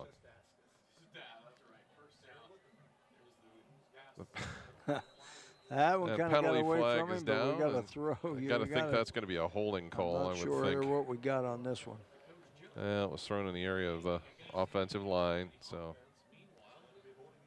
that's going to back him up 10. Make it 1st and very long. Not sure what happened on that throw. It sailed, you know, 5 feet over the head of Clark. It did. Yeah, I don't think he had. That's a long throw, you know, from that hash mark clear over to the numbers. So I think that one there just got away from him.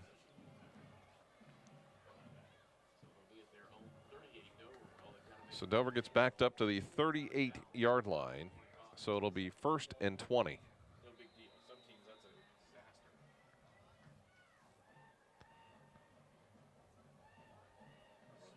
So see what the Tornadoes can do with it here. They'll go to Hess. Hess gets a block, turns to the right side, midfield, gets back inside and down to the 41-yard line. You know, they're sitting there with 1st and 20, and in one play they picked up what? 21. 21. So, you know, I'll tell you what, you got Clark and Hess and McGuire. Those 3 guys, you get them, you know, the ball. They just need a crack. They've all 3 got speed. You can see it, and he just made another stop and go and picked up another 5 yards. Sayre to the outside. Nice catch by Clark. Clark still loose. Tiptoes down the line and is stopped at about the 28-yard line. Well, made another nice catch on a short throw and was able to pick up about 6 yards, 8 yards after the catch and get the Tornadoes another 1st down. And again, you know, we're sitting here. I mean, there's 2:40 to go. They got plenty of time, you know, to get down and score. But, hey, not much more than about 10, 15 yards. They could be in field goal range. I don't think they're thinking field goal at this point. As they hand off to Hess. Hess to the left side, trying to get to the outside. Got a block, and he is going to make it all the way into the end zone. Touchdown. Well, we're going to see this, and I'm telling you what, McGuire Morris just put a heck of a lick on a Zanesville defender, and that got Hess right in. You can see it here on the replay. He just cuts it back out. Makes a good move right there. Now you watch McGuire Morris come in right here, boom. And there was nothing but daylight for Hess. So a huge score here right before half as Danaher is on to try the extra point.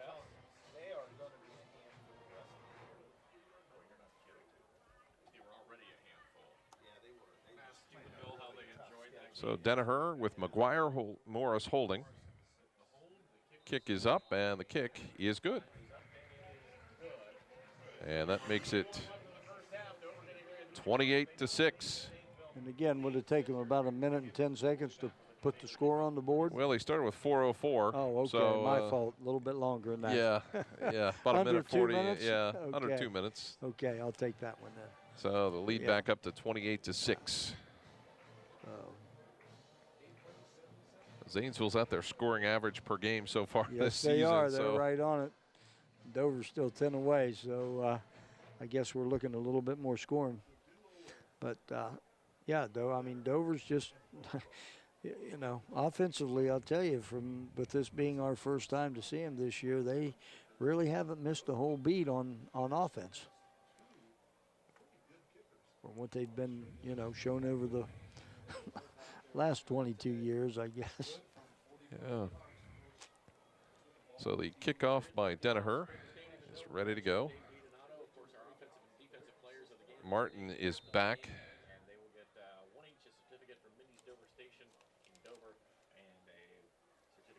And he is back there with Dominic Stuchel.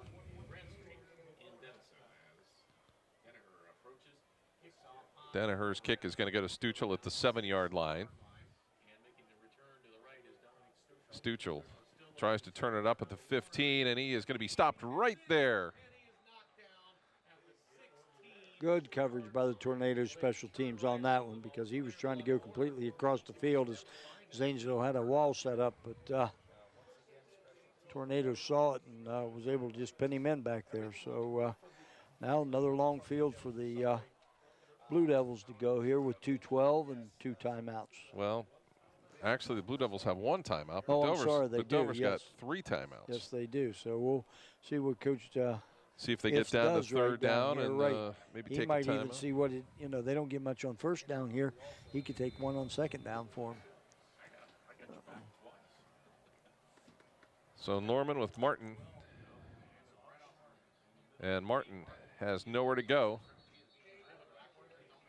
And no sense of urgency right now on Coach Hiff's part, so we'll see where we're at into the 2 minutes. I think he's pretty happy with the way his team has played here in this first half. I would think you'd have to be pretty satisfied.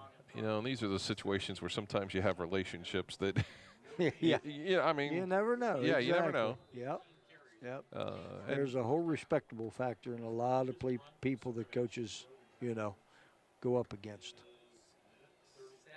But you can see here, Zanesville's not getting too Zanesville's going to try and limp it into halftime.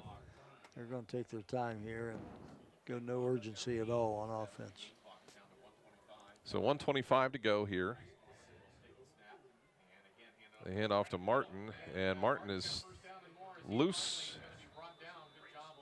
and out to the 32-yard line. And Martin is still down. And I'm not sure what he maybe ankle. I would think that something here come up. I can't see what he's doing. We got him on the ground down here. Whether he might have landed on the football and got the wind knocked out of him, I suppose. Yeah, he was twisting in a pile of people there, and Dover's okay with giving that run up right there. That's not a big, that's not a big thing. Give up the 1st down and go back. The key's going to be they don't want to give anything over the top. Well, that's a big deal to Zanesville because they might have lost their best player. That's a huge deal to Zanesville if he's not going to be around. Because not only does he play offense, but he plays defense, he returns kicks. There's a number of things. Yeah, he's pretty much their all-around player for them. So 28-6 our score. 1:16 to go here in the first half. The injury to Kane Martin. And he is moving around. I mean, it's not. I'm not so sure. Like I said, he might have just got the wind knocked out of him as he was turning around down through there trying to break tackles. He might have just landed on the football. So they are tending to him. We'll have a chance to at halftime to hear about our halftime report from MEB Systems, and we'll also have the Ohio head and neck surgeons presenting our halftime adjustment. Also want to thank our other sponsors, God's Creation in 4D for keys to the game. The injury report brought to you by Omni Orthopedics and the Buckeye Career Center sponsoring our national anthem. So Martin is up. Walking a little gingerly. He is walking a little gingerly. You are correct.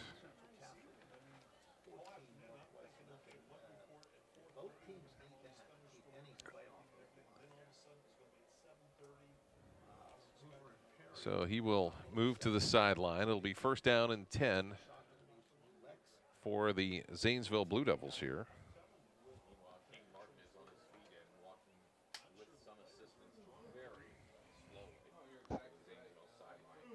So they're going to take him to the bench. You can't speculate on what it might be. But, no, you have no clue on that one. You wouldn't think it was the lower extremities because he was walking. So yeah, you think about everything now with the concussion protocols and things like that, based on the way he was walking. But like you said, he could have fallen on the football too. 1st down and 10 for Zanesville at their own 31-yard line. 1 timeout remaining, 1:16 to go on the clock. To the outside is Church, and Church gets dumped at the 38-yard line there. But Zanesville not in any type of hurry up here. No, I think maybe a couple plays here, and they'll probably be happy to go to the locker room. May only have to run 1 more. Kind of surprised, though, that Coach Ifton, you said it, but with those 3 timeouts, that he wasn't just maybe trying to do something, trying to get the ball back. But again, 28-6 at half. If he can go in with that lead, he's got to be pretty pleased. Ball was snapped over the head of Tice Norman. And now he might decide to take timeout. Maybe. I don't think so. I think he'll let it go since it's only going to be 3rd down. He is taking a timeout. Is he going to? Huh. He let about 8 seconds run off the clock there before he took a timeout. So this is kind of an interesting timeout to me, because I think that Zanesville would have probably let the clock run out. So I don't know whether he's just reminding, and you can see him talking to him right now, that, hey, don't you dare let anybody get behind you. Yeah, and that's always part of it, too. It's not necessarily they're trying to score. Right. And you can't take them with you at the end of the game. That's true. Now, if they stop him and he takes another timeout, now they got a chance to punt the football and maybe get a return. So they may want to try to get a return, right. And you know. So, yeah, that's the thing you got to think about from Coach Grandstaff in Zanesville. You know, well, if I run the football and tackle them real quick, I got to take a timeout. You know, they're going to take another timeout. Now we've got to punt the football. So, you know, a little bit of strategy going on here. I was just a little surprised that Dover was going to do that they didn't, you know, call a quicker timeout and have a little bit more time on the clock. Well, it's 3rd down and 23. They hand off straight ahead, and now they're going to take another timeout. Yeah. Now they're going to have to punt the football.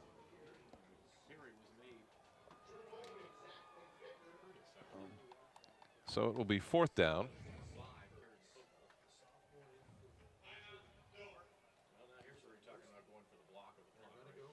Now the question is on this one, you got 13 seconds. Do you let them punt the football and try to return it, or do you go for a block here? To send everybody. And there's no harm. If you don't, if you run into the kicker or something, you know what I mean? So they're gonna get a 15-yard penalty or something and move the ball up, and you know, that way. So be interesting here to see what Coach If's dialed up on this one. Well, he does a lot with the special teams, so it's certainly he is talking to the troops.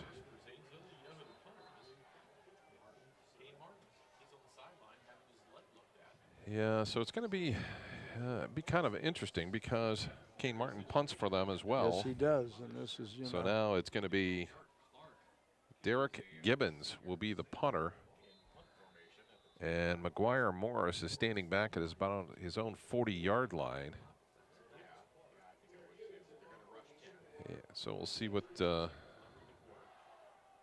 they can do here. It's partially, they got it off, and actually a pretty good punt. I thought it might have got touched, but maybe not. I'm not thinking it got touched, but he sure affected that punt. So, you know, 7 seconds. I guess with the speed Dover has, go ahead and let it fly and see what happens. Yeah, you know, they've been pretty effective with those crossing routes. I'm sure the Zanesville staff's happy that they got it out to midfield. Yeah. Oh, yeah, that was good. That was a good punt, especially for a backup punter.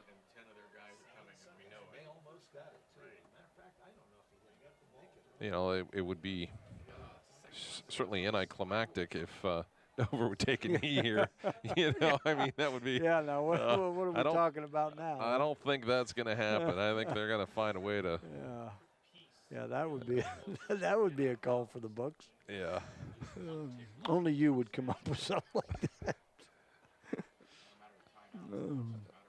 We'll see what they do here with what should be the final play here of the first half. Well, we got him running deep, and he thought he was running out, but hey, you still got 4 seconds. We're going to get one more play in. Yeah, I think he talked to him. He thought he was going to do the out and let him catch the ball and work his magic here down the sidelines, but DeAndre just took off down the field. Well, now Zanesville's got a couple of choices. Are they going to bring everybody, or are they just going to rush? Absolutely not. They're going to rush 3 people. Yeah, absolutely not. They've got him 20 yards off the ball. Sarah's going to throw, and that's going to be overthrown, and that's the end of the half. 28-6, Dover with the lead over Zanesville here at the intermission. We'll come back with our MEB Systems halftime report and the halftime adjustments brought to you by Ohio Head and Neck Surgeons in a moment. Stay with us here on TV2 Sports.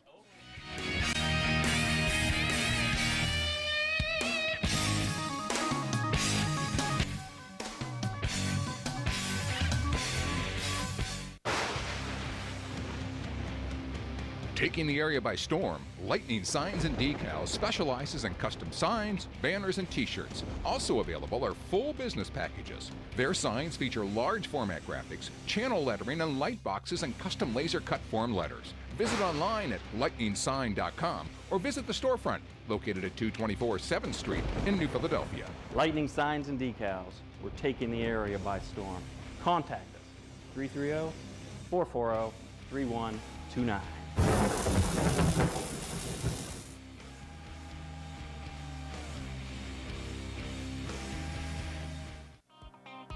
Integrity Auto Sales. It's not just a name. Give us a call at 330-308-9378 or stop in at our 2 locations on East and West High in New Philadelphia for your next quality vehicle. At Mr. Appliance, we believe repairing your appliance is only part of the job. We believe in delivering superior service by taking extra steps like putting on protective shoe covers before entering your home.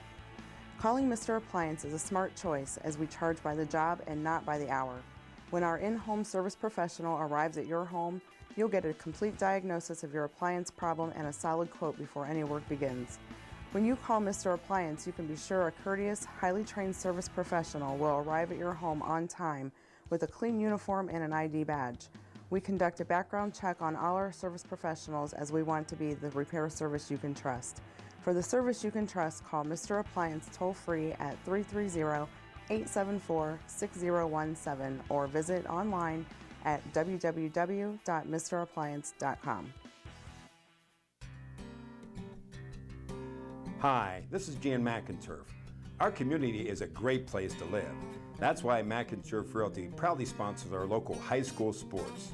Make the call to the local real estate team that sells more homes in Tuscarawas County than any other company. See for yourself what makes McInturf Realty the #1 team in real estate. Make the call to 330-364-SOLD or 330-364-HOME. Every 6 seconds, a Domino's pizza lover's dreams are dashed by one Sally Soul Smasher in the group who wants a salad instead. Eat a pizza once in a while! Luckily, we love pizza so much, we're introducing salads to our menu. So nobody can veto pizza night. So tell those lettuce lovers, listen up! There's no reason to ruin pizza night now. Order a medium 2-topping pizza and a delicious Domino's salad for only $5.99 each. Pizza's good! For over 35 years, MEB Systems Incorporated has served Northeast and Central Ohio, as well as the surrounding areas, with a commitment to the highest quality workmanship and integrity. We appreciate your interest and look forward to earning your trust, friendship, and business. MEB Systems has the experience and expertise to get the job done right the first time. Our experienced and trained professionals use only the finest tools and materials to install and repair flat and metal roofs. We guarantee our work and always strive to exceed our customers' expectations. MEB Systems Incorporated, specializing in commercial and industrial roofing.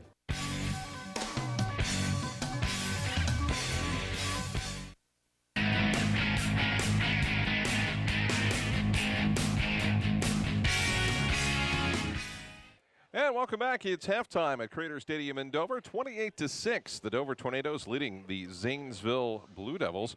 We'd like to thank some of our sponsors for tonight's ball game. It's being brought to you in part by Dover Tank and Plate Company, located at 5725 Crown Road Northwest in Dover, for all of your design, structural, and miscellaneous steel needs. And tonight's game also brought to you by Jamie Mahoney, serving Tuscarawas County and surrounding areas. Call 330-324-8186 for all of your flooring needs and workmanship you can trust.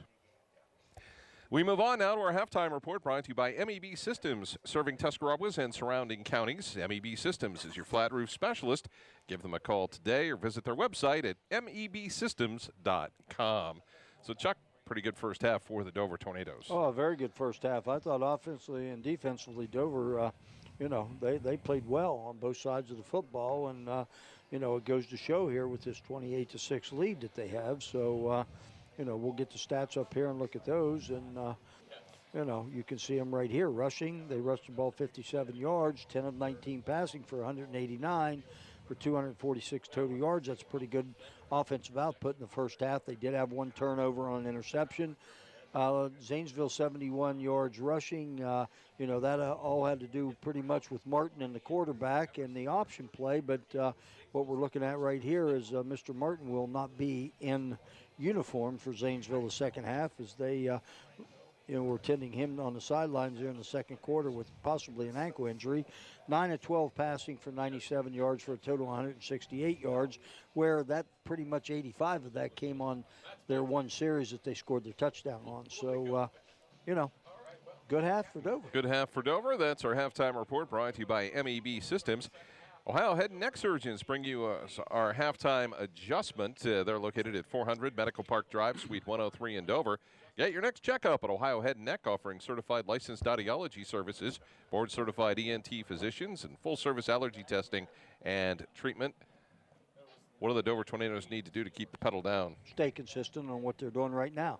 Be consistent on defense, and, Zanesville's going to pick up some yardage, but keep that bend but not break attitude. Offensively, just keep moving the football, putting points on the board. That is our halftime adjustment brought to you by Ohio Head and Neck Surgeons, 400 Medical Park Drive, Suite 103 in Dover. As we get ready for the start of our second half, the kickoff brought to you by Doug and Chris Carpenter at Carpenter Heating and Cooling. They're located at 946 Cookson Avenue Southeast in New Philadelphia. Looking for year-round comfort? You can reach them at 330-308-8550, or you can visit them online at www.carpentercomfort.com.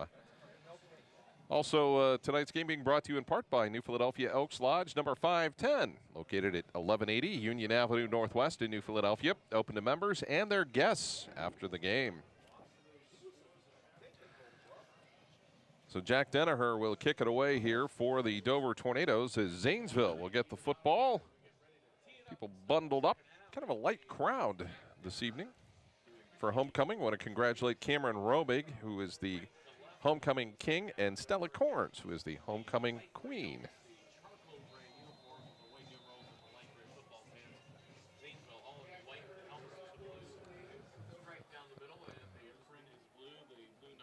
So a number of different options probably lay ahead for Zanesville in their offense, as it will go into the end zone on the kickoff, and it will come out to the 20.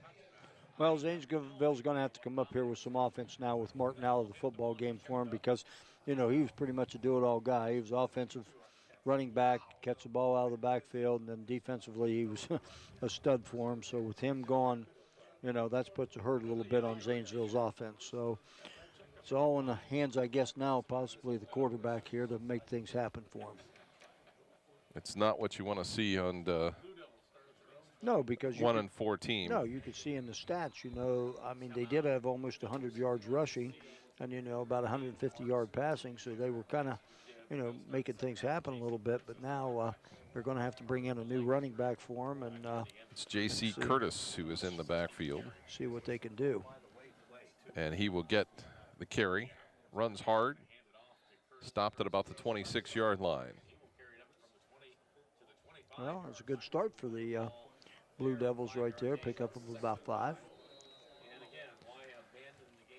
So it'll be 2nd down and 6.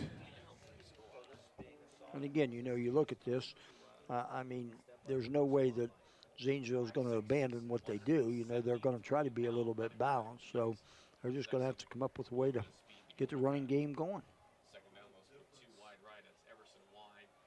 So Zanesville is packing it in. Looks like they're going to try and use the running game as Curtis is to the 30-yard line, and looks like he will be capable of making the first down there. Well, now you see what they're doing, and you said that. They're looking here and saying, you know what, let's just run the football right now and get some yardage out of here, because they're going with the tight end and the wing and one back, and so they're pretty much wanting to put it on the ground. Well, my suspicion is they know that they're down 28-6 and their best player went to the hospital. So this time, Will Hinkle is going to grab Martin along with Shadrew and Drew Nolan. And there'll be a slight loss there, maybe a yard. It'll be 2nd down and 11.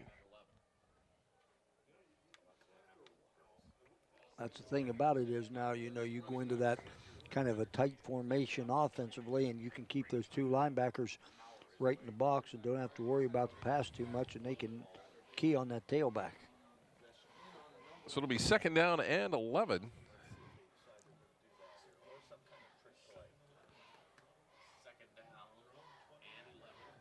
As Norman looks at the slant, under pressure, and he is going to be ripped down back at the 23-yard line as McVicker is there to make the sack, and it'll bring up 3rd and long.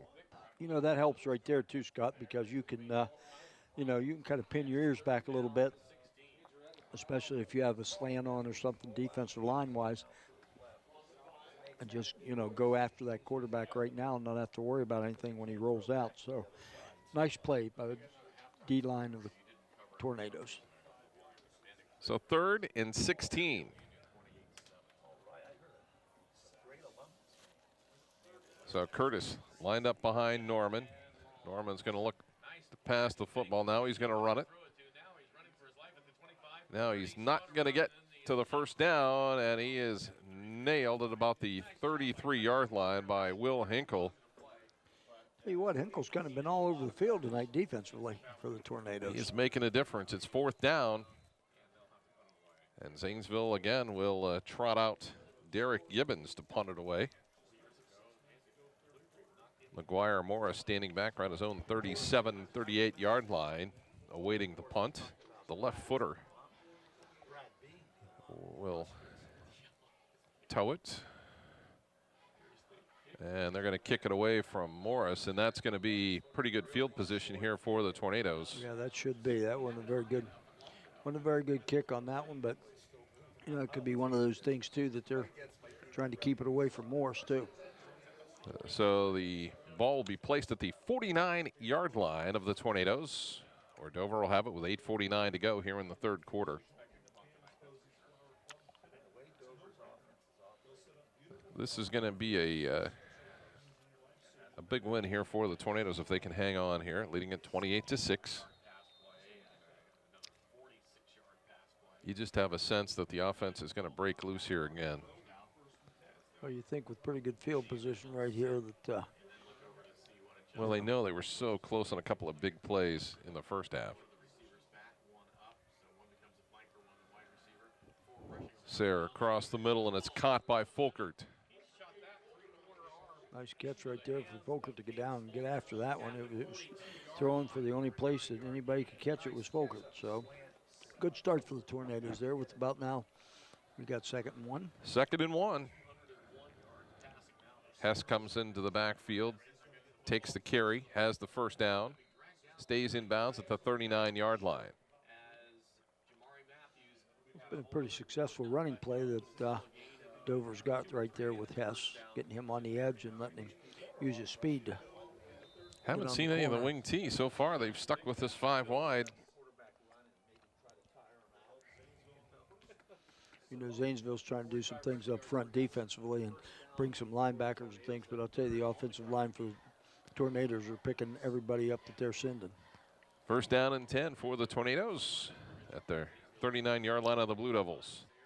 Sarah's going to be in trouble and sacked back at the 46-yard line. Yeah, he just didn't really have a chance to get that one off as we had a bull rush from the defensive end over on the right side of Zanesville's defense.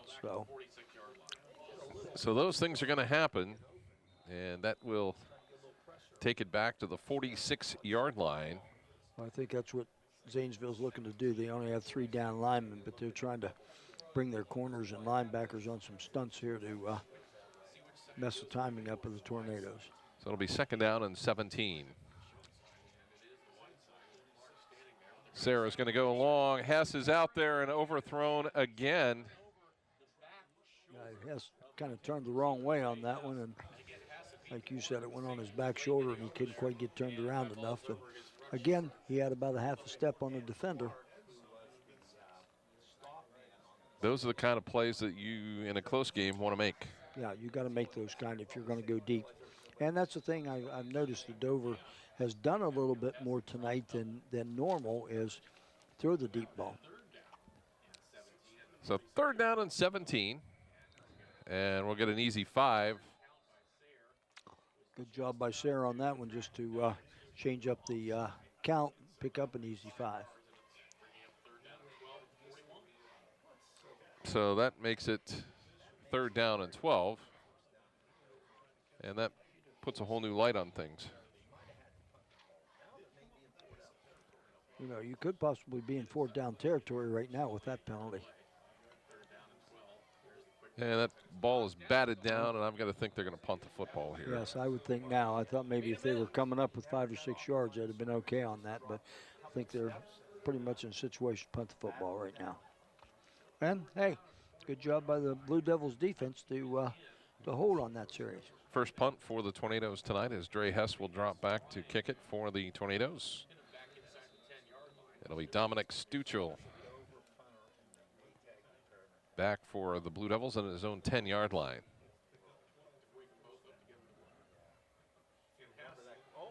And Hess, now he's going to kick it. And it's going to be beautiful. Oh. No, I think they got it, and they're going to stop it at the 1-yard line. How about that, huh? Well, Hess took a chance, took off with it, and then decided to pooch kick it. And now the Blue Devils in trouble back at their own 1-yard line. He took off running, and he kicked it back across the field. And Zanesville's definitely out of.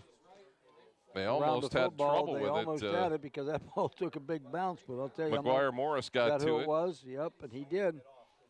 I think he kept it back in the green. So that's a pretty nice job by the special teams of the Tornadoes. So Zanesville. It's a pretty good weapon if they can keep doing that one on the punt. Yeah, no doubt about that.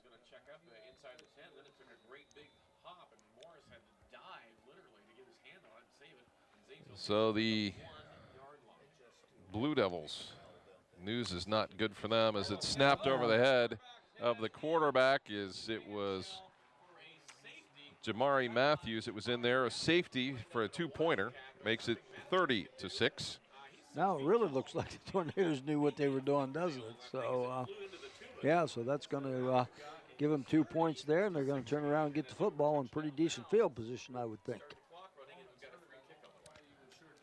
So, you know, the Dover Tornadoes with another score would begin the continuous clock process here. If they could get a touchdown and an extra point, that would start things moving a little bit.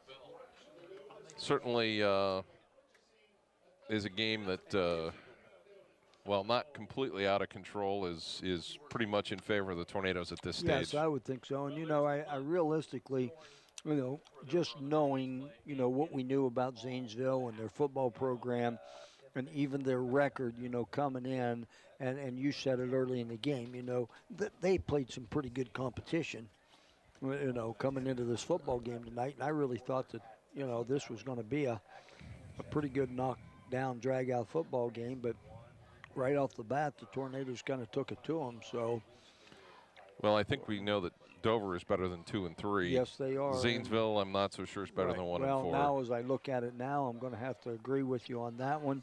And again, on the other hand, you know, let's look at the schools that the Tornadoes have played. Oh my! 3 losses my golly, that they've the had. Tornadoes. I mean, you know, and they've been in every game. Yes, that's the thing. They have never been blown out. So you know, they've been in some shootouts, but they've been close. Steubenville, you know, from last week. I mean, let's look at it. #1 team in the state, and Stu, we know what kind of Steubenville's football has, and they've competed in every week, and that's all you can ask. Hung right with them, you know. So, yep. So, like I said, I'm more than mildly impressed with the Tornadoes right now. We're going to see them a lot here the second half of the season. Yes, Next week it'll be Fairless at Tusky Valley, and then we'll have Dover the final 3 weeks, culminating with the Dover-Philly game on October 28th. Fielded by one of the Upmen, and will be taken back to the 44-yard line. So Hanson Thurston returns it to the 44-yard line of Zanesville. Yeah, good move by Thurston right there, catching that football and taking it right up the middle of the field, because, you know, a lot of times when it's kicked like that, those up guys are told, hey, if it comes to you, you get on the football and drop down to your knee, and we'll take it from there. But Thurston had a nice, good return on that one.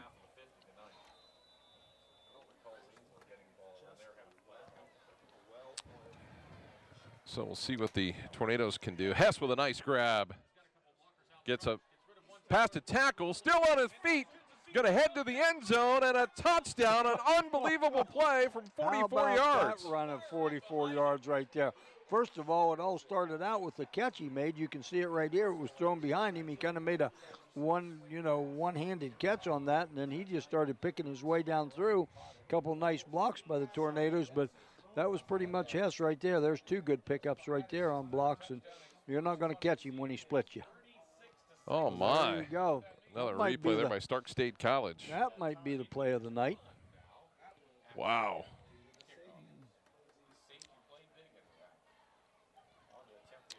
So it'll be Bravo on to try the extra point. For you, this is called a big extra point, huh? I know. Puts them so up toward 31. the band shell end of the field.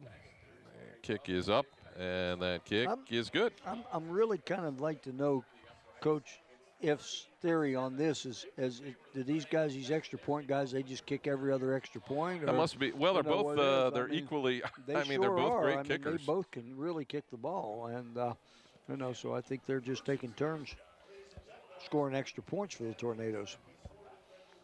So. Well, you know what? It keeps everybody, yes, it if does. you want to be part of the program, it keeps you interested. Yes, it does, especially if you're a kicker. Yeah, that's, and again, Dover's had some great kickers here over the last few years, and here looks like 2 more that are pretty similar. And great thing about it is Bravo being a senior, and then you got Denneher, who's only a sophomore, so keeps things moving. So the continuous clock rule is being implemented. Well, 37-6, it's a 30-point rule. We're going to keep that continuous clock, and I'll tell you, that safety was huge on the safety was unexpected. Yes, on the continuous clock, because, it was a great punt, put him down inside the 1, and then Zanesville snaps it over their head and gets a quick safety, and then Dover turns around and runs it 44 yards on the score. So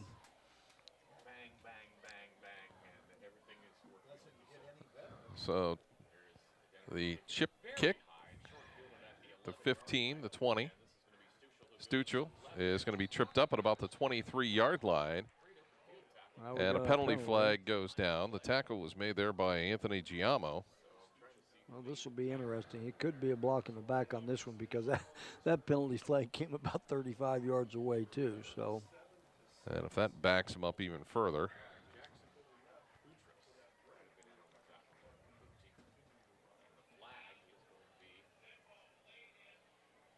Oh. Okay, now wait a minute. Well, he pointed both directions. Yeah. Which way did he? Which way are we going there, Joe?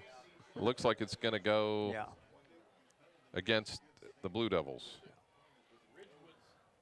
So it will go back to the 12-yard line. That was my thought, but.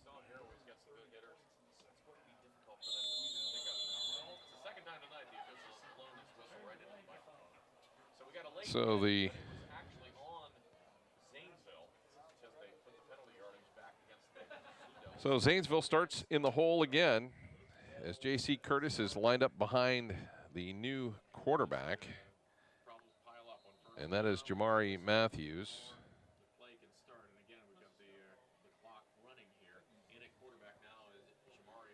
And it will be backed up 5 yards.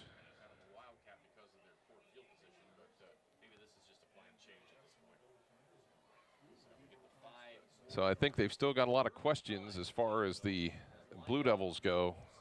They are not going to find many answers tonight.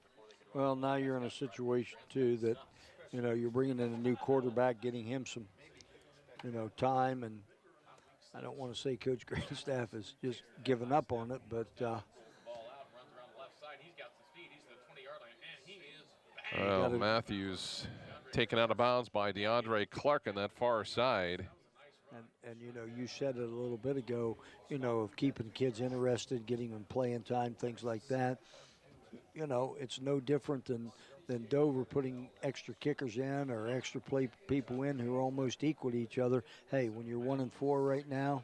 Well, you look at the Zanesville sideline and the participation. I mean, there are not many bench players over there. There's not a lot of depth. At that, they don't have a lot of depth. Matthew working to the right side, gets knocked down. About the 25-yard line, maybe the 26th, that'll be a first down. Kind of looks like he's a running quarterback, and he just ran himself out of bounds, and looks like he's going to stay out for a play or two, maybe.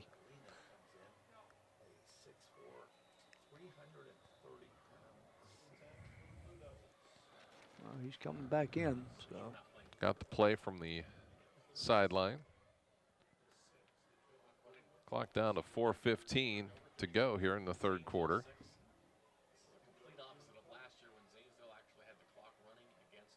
And another bad snap, and now this is going to be big trouble for the Zanesville Blue Devils. It'll be I think he got it down about the 2-yard line. 2 is where they're going to spot it, I believe. Yeah, I know he slid into the end zone, but I think his knee was down about the 2. So got a little problem here with the center quarterback exchange.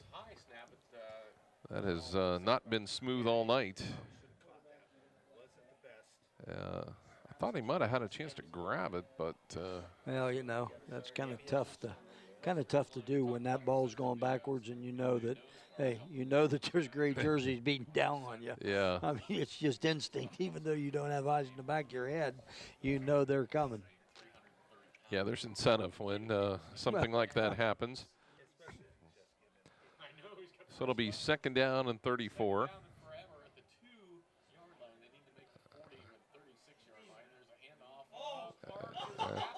And they were going nowhere, but maybe out to the 1. Yeah, I think he might have lost a yard on that when they pulled him back into the end zone, but his forward progress was to the 1 yard line. So it'll be third down and 34.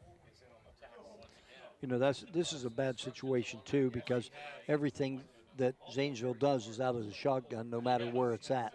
And you get deep like this, and again, we saw it once. The center snapped it over their head. That can happen every play down here because you get your feet in the end zone, especially now. Your offensive lineman's got your feet in the end zone, so you got to be out there. Now, this is the first time tonight they've been under center. They're going to try and get a little room to punt, and I'm not sure that they're going to get enough to do much. But they might have picked up a yard.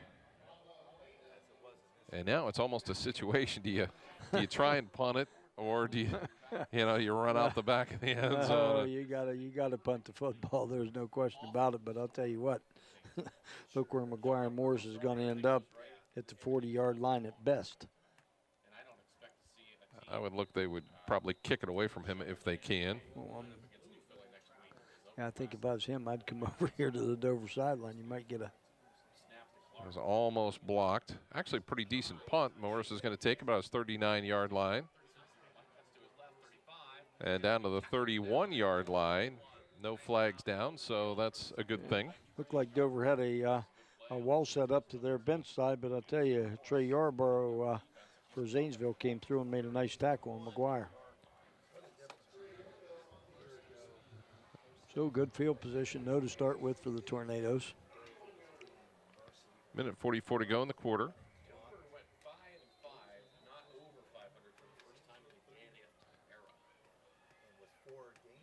So Alex Sayre still in at the quarterback spot. And they stay with the 5 wide here, leading at 37-6. And the handoff straight ahead to Kyler Folkert. And penalty flag comes down, so. Want to guess that's a possibility of a hold. And that's one of the plays we hadn't seen yet. I started to think about that late in the second quarter. That used to be their, that used to be their play, you know, but.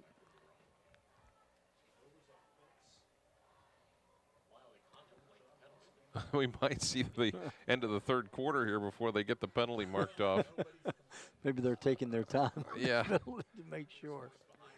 Yeah, I don't think anybody is going to care at this point at 37-6. I doubt there's going to be an issue.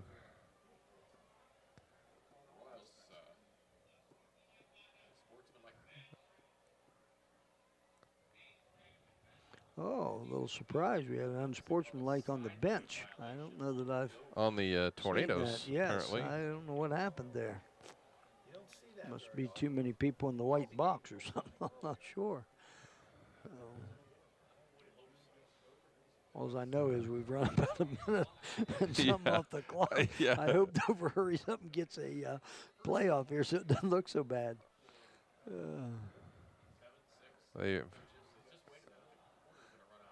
They're going to let it go. Yep, they're going to let the quarter run out. And it will be fourth quarter when we return. 37-6, Dover with the lead over Zanesville. We'll be back in a moment right here on TV2 Sports.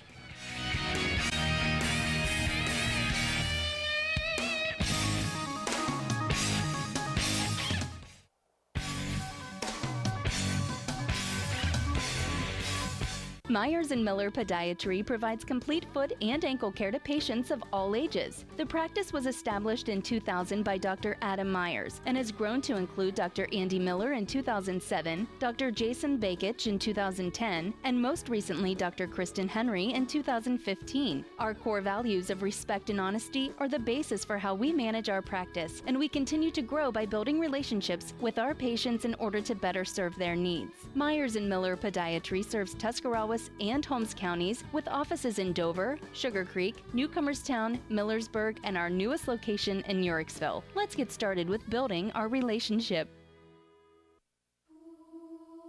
Well, I woke up to the sound of silence and cars. We're cutting like knives in a fist fight. And I found you with a tear in your eye, your head in the curtains and heart like the 4th of July. Said we are not shining stars. This I know. I never said we are.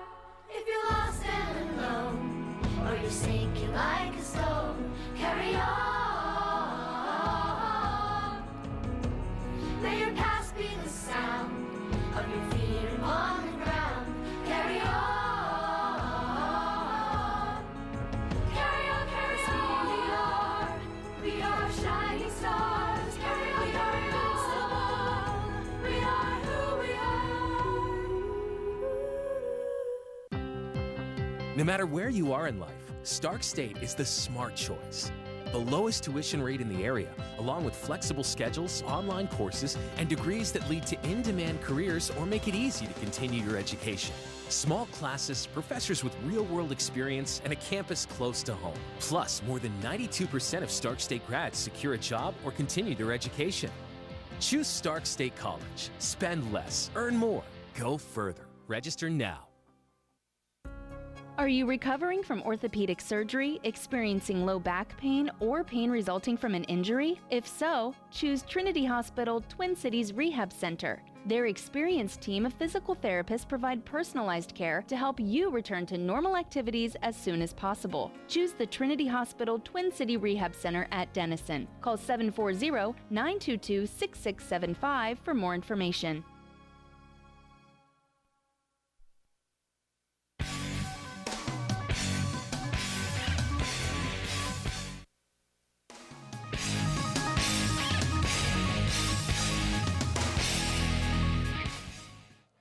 Oh, I see. 37-6, Dover leading Zanesville. It's time for our third quarter wrap-up brought to you by Ultra Clean. For clean air you can breathe and clean-looking home exteriors, Ultra Clean is your locally owned and operated company that offers both air duct cleaning and pressure washing for your home.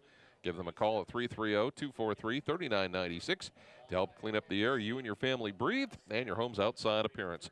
Third quarter, the Dover Tornadoes got a safety, and they also got a 44-yard touchdown pass from Alex Sayre to Dre Hess, making it 37-6 and putting the continuous clock into effect. As Folkert straight ahead. The third quarter wrap-up brought to you by Ultra Clean. Call them at 330-243-3996. So it'll be second down and 21. Coming up following our game, we'll have our post-game wrap-up, and we'll have our game MVP brought to you by McDonald's.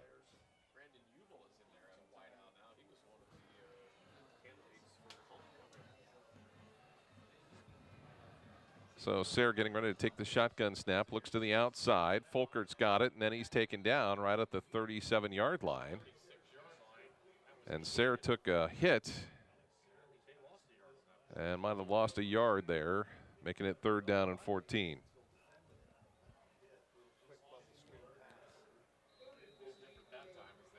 You know, you're one of these situations here. It would be nice, you know, even with the continuous clock right here, that Dover kind of works a little bit on their running game. But again, with 3rd and 15, you got to pick up a first down. So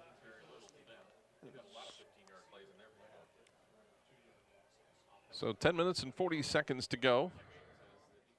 Good snap. And that is another miscommunication that ran the wrong, well, we don't know. They ran the wrong route or the pass was just thrown behind. The quarterback was thinking an out, and the receiver was thinking to go, and they're talking to the receiver. So I would have to say that he must have run the wrong route. And again, you know, a lot of situations like that, I'm sure with Dover, they're wanting a first down, so they're wanting to get down to the sticks and throw it out. So, well, when your punter is wrapped up in some ice on the sideline, I'm not sure that. I think he's unwrapping. Yeah, it's almost like, okay, I'll go punt. Yeah, if I have to go punt, I'll go punt. Coach, I was trying to feel better. My ribs are killing me, and and you're making me go out there and punt again in a 37-6 game.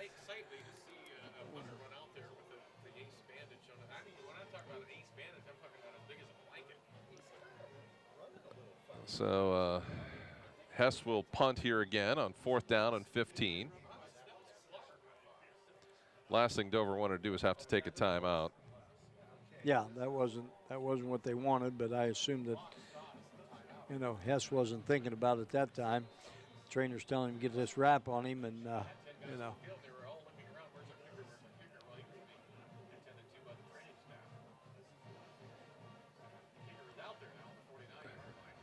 So good snap and a booming kick that's going to go into the end zone, and will bring it out to the 20. Hey, what, he kicked Oh, that did he? Surely, no, did it go inside? Yeah. They're going to mark it. Nope, oh, no, okay.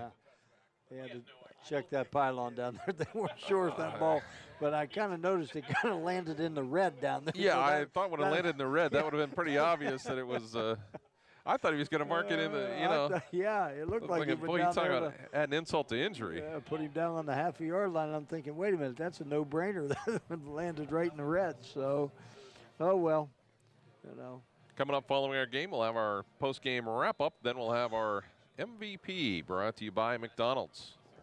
We'll have to start thinking about that as well.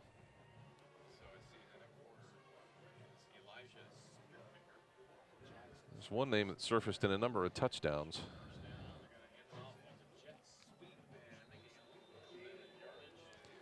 So it'll be second down.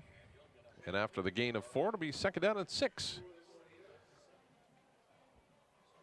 So it looks like it might be a happy homecoming here for the Dover Tornadoes. I would have to say right now, you got a pretty good bet on that one.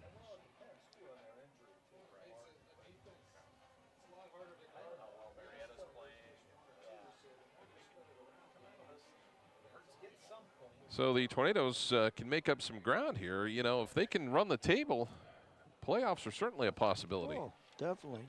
You know, I mean, they've got a couple, 3 teams on their schedule here left that, you know, have got wins. Cambridge is doing okay. Coshocton and Marietta are both, I think, Marietta I know is 4-1. I think Coshocton might be 4-1 as well. And New Philly is going to 5-1. Yes, they are. So, you know, that's what I mean. They're going to pick up a lot of computer points here after this game tonight if they can just keep in the win column. First down and 10 for the Blue Devils. And Matthew looks to go long, and it's incomplete. And you can see the Tornadoes starting to work in some younger players, but yet they don't want to go back to running the regular clock.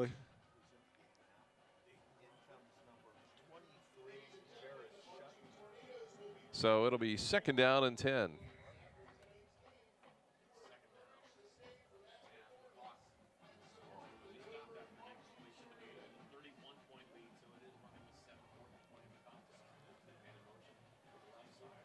Matthew again fires across the middle, intercepted by the Tornadoes. It's Dayton Robin. Dayton Robin comes back to the right side and down to the 21-yard line.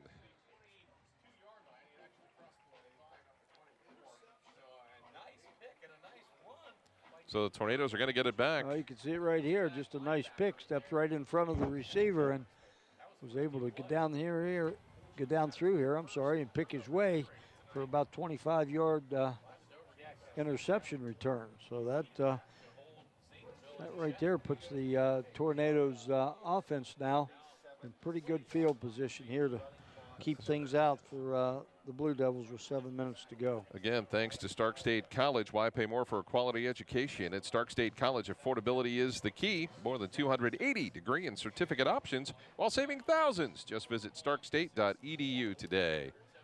So Owen Poland in at the quarterback spot. He'll hand it off to Braxton Ubel. And looked like a face mask maybe there.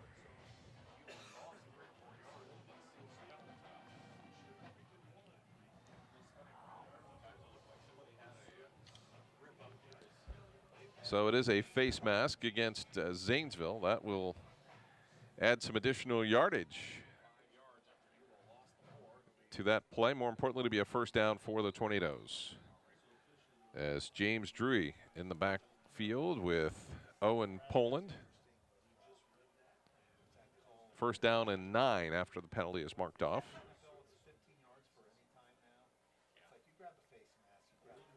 Poland's going to take it himself. Dives off the left side, inside the 20, down to the 18-yard line.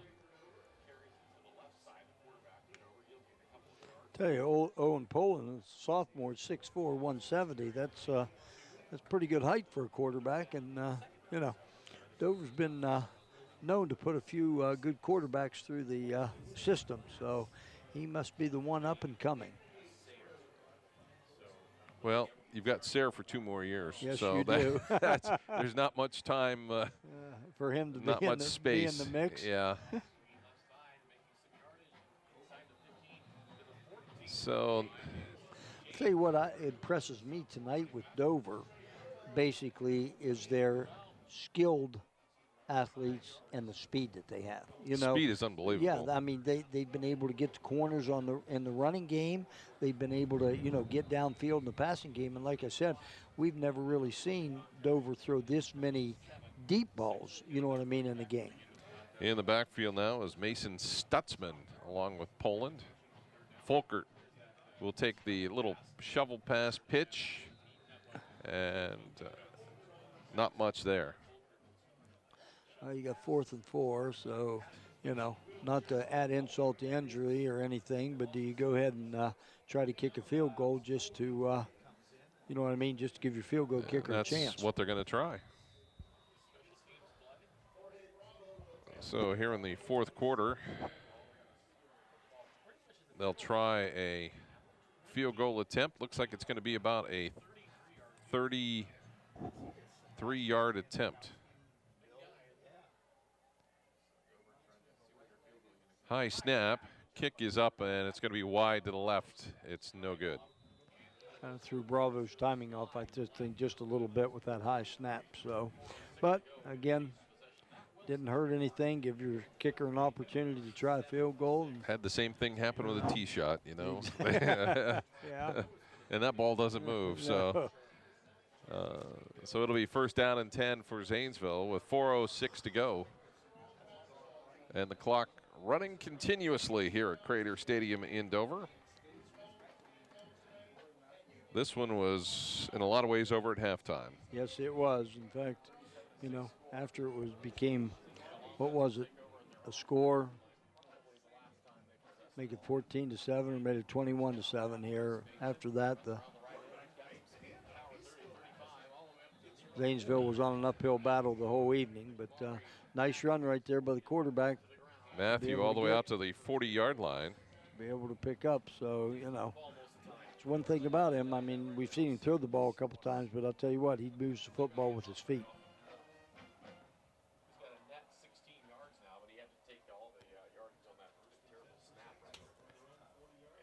So 1st down and 10 for Zanesville as we start to clean this one up with 3:20 to go.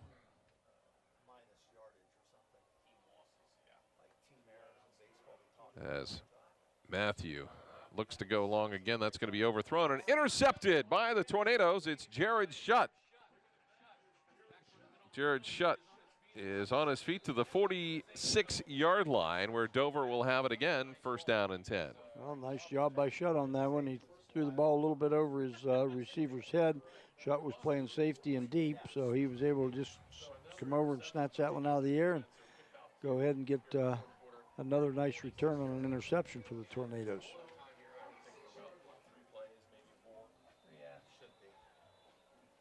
So you would certainly think here with the running clock that if they can't run the clock out here with this series here, 1 1st down would definitely end the game. Yeah, the handoff is Braxton Ubel, and there's not much room to run. And we get a penalty flag down, and there's an unsportsmanlike conduct that was going to go 15 more against Zanesville.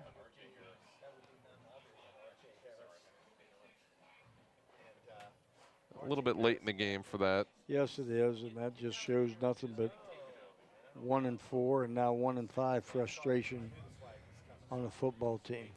So the Dover Tornadoes are going to even out their mark at 3-3 on the year. They really should be able to just about run this clock out.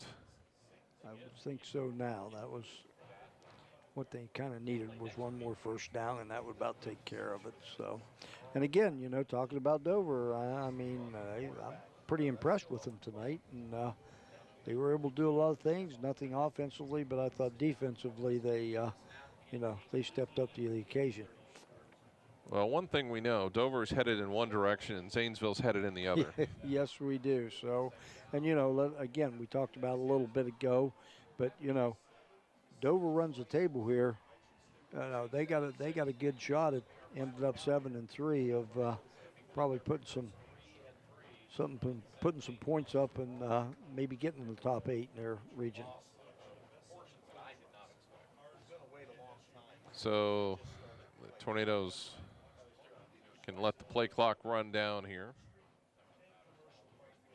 as all we need to do is wait for this final minute to come out. And there is no big rush.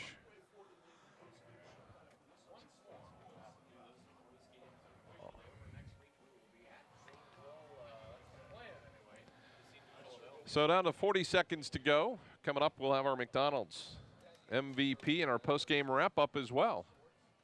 Well, I would certainly think that the way the play clock is, they can take a knee one more time, and this one should be history.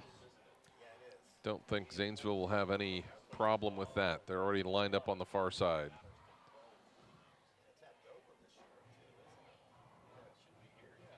So Poland will take the final snap of the game, and that will do it. 37-6, our final score. An impressive performance by the Dover Tornadoes. We'll come back, wrap it up for you in just a moment. Stay with us right here on TV2 Sports.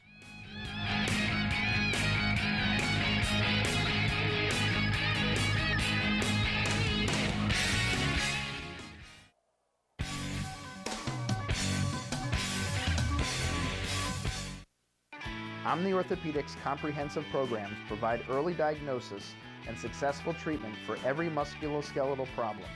With more than 30 years of orthopedic experience, their physicians offer patient-centered treatment for all ages. From evaluation to rehabilitation, your treatment plan is designed around your needs. Omni Orthopedics specializes in sports medicine, the spine, physical medicine and rehabilitation, foot and ankle, and hand surgery. If pain makes activities like climbing stairs, standing or walking a challenge, turn to the home team at Omni Orthopedics.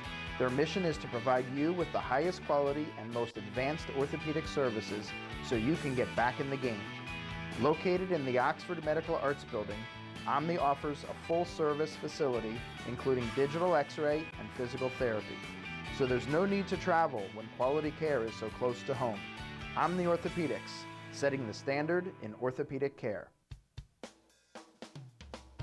Carpenter Heating and Cooling has been keeping your home comfortable for over 30 years. Every installation includes heating and cooling load analysis, along with a follow-up visit to ensure your satisfaction. Carpenter services all makes of residential and light commercial heating and cooling equipment utilizing custom fabrication and state-of-the-art system checks. Their NATE certified technicians work hard to provide you with total living comfort. Hi, I'm Doug Carpenter. And I'm Chris Carpenter. Come see us online at carpentercomfort.com. Or give us a call at 330-308-8550.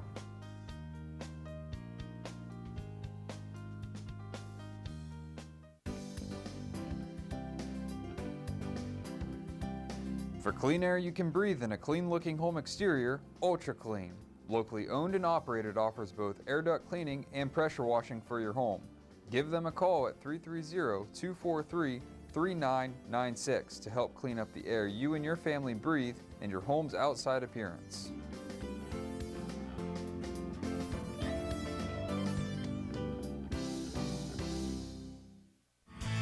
Students choose Kent State University at Tuscarawas because of our academic excellence, dedicated faculty, and affordable tuition. Our bachelor's and associate degrees will prepare you for careers including nursing, computer animation, or veterinary technology. Kent State Tuscarawas offers a dynamic campus with state-of-the-art facilities, exceptional student services, and a welcoming environment. Call or visit us online to register for classes and find out more about Kent State Tuscarawas.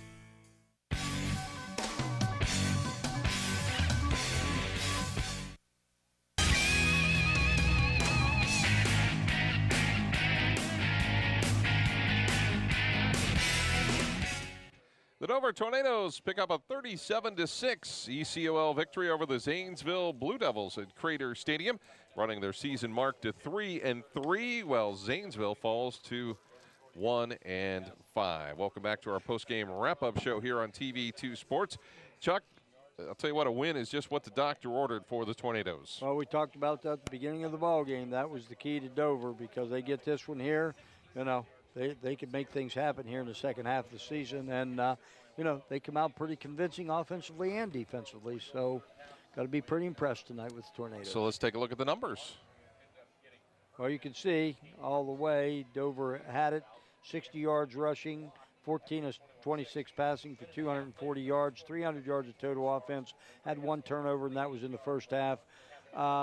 Zanesville come out, 101 yards on the rushing attack. That ended up happening a lot in the fourth quarter when they brought in their second string quarterback and let him scamper for about 25 or 30 of that. 10 of 16 passing, 105 yards, 206 yards of total offense, 2 turnovers. A lot of penalties tonight on Zanesville. So that is a look at our post-game wrap-up. Time now for our McDonald's MVP. McDonald's with 6 locations to serve you in Dover, Uricksville, Newcomerstown, Cadiz, and 2 locations in New Philadelphia. Our McDonald's MVP is Dre Hess of the Dover Tornadoes. He turned around and had 3 touchdowns, 1 by the run, actually 2 by the run and 1 by pass. Just made some spectacular moves. His speed just was too much for Zanesville to handle, and he is our McDonald's MVP. McDonald's, 6 locations to serve you in Dover, Uricksville, Newcomerstown, Cadiz, and 2 locations in New Philadelphia. That's going to wrap it up from Crater Stadium in Dover. 37-6, the final. The Tornadoes over the Blue Devils. For Chuck Rest and Jay Yonders and the rest of our TV2 Sports team, I'm Scott Robinson saying so long, everybody.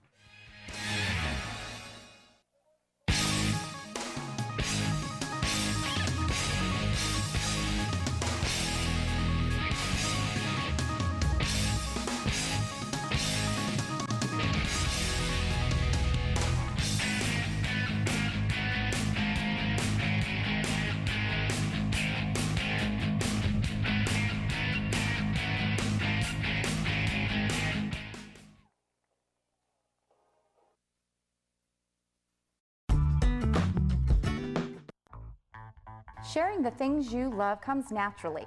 Unique is one of those product lines is not only fun but rewarding.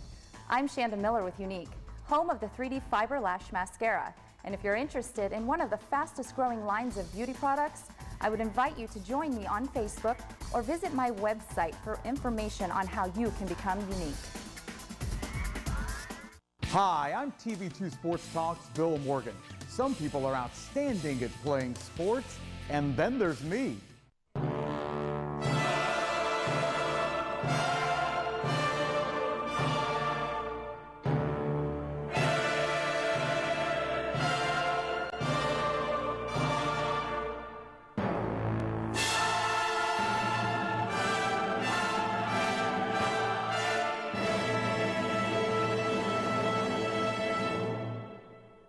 While we at TV2 Sports Talk may have never been All-State on the field, we are Tuscarawas County's MVP when it comes to local television sports talk and play-by-play. Catch TV2 Sports Talk Wednesday nights at 7 and Friday afternoons at 5 on DMG Channel 2.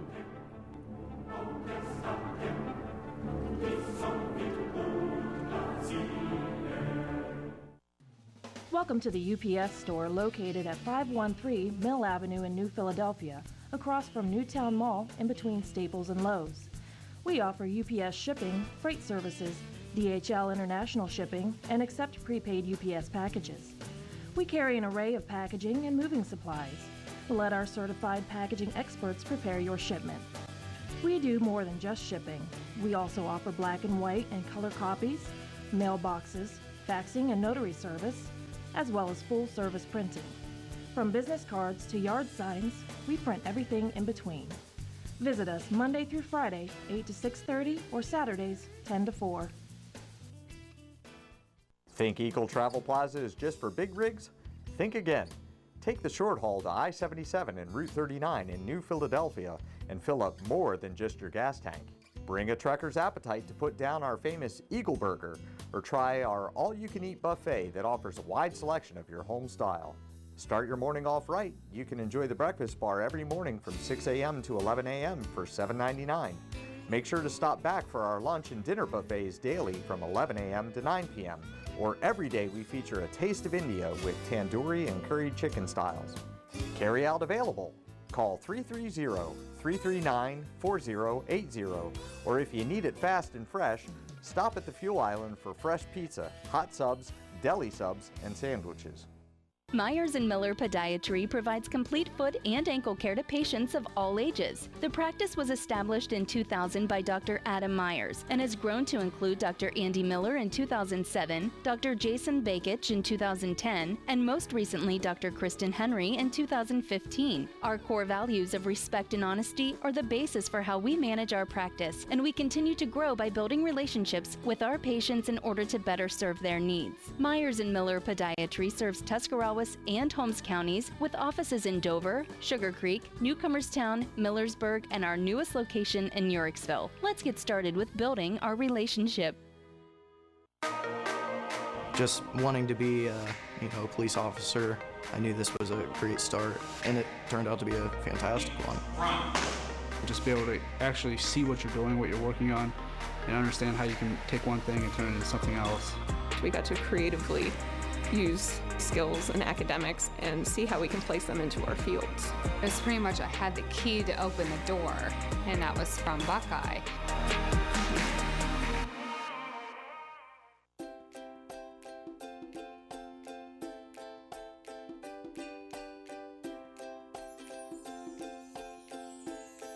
At the Tuscarawas County Board of Developmental Disabilities, we are proud to partner alongside individuals with developmental disabilities to pursue a meaningful and integrated community-based life.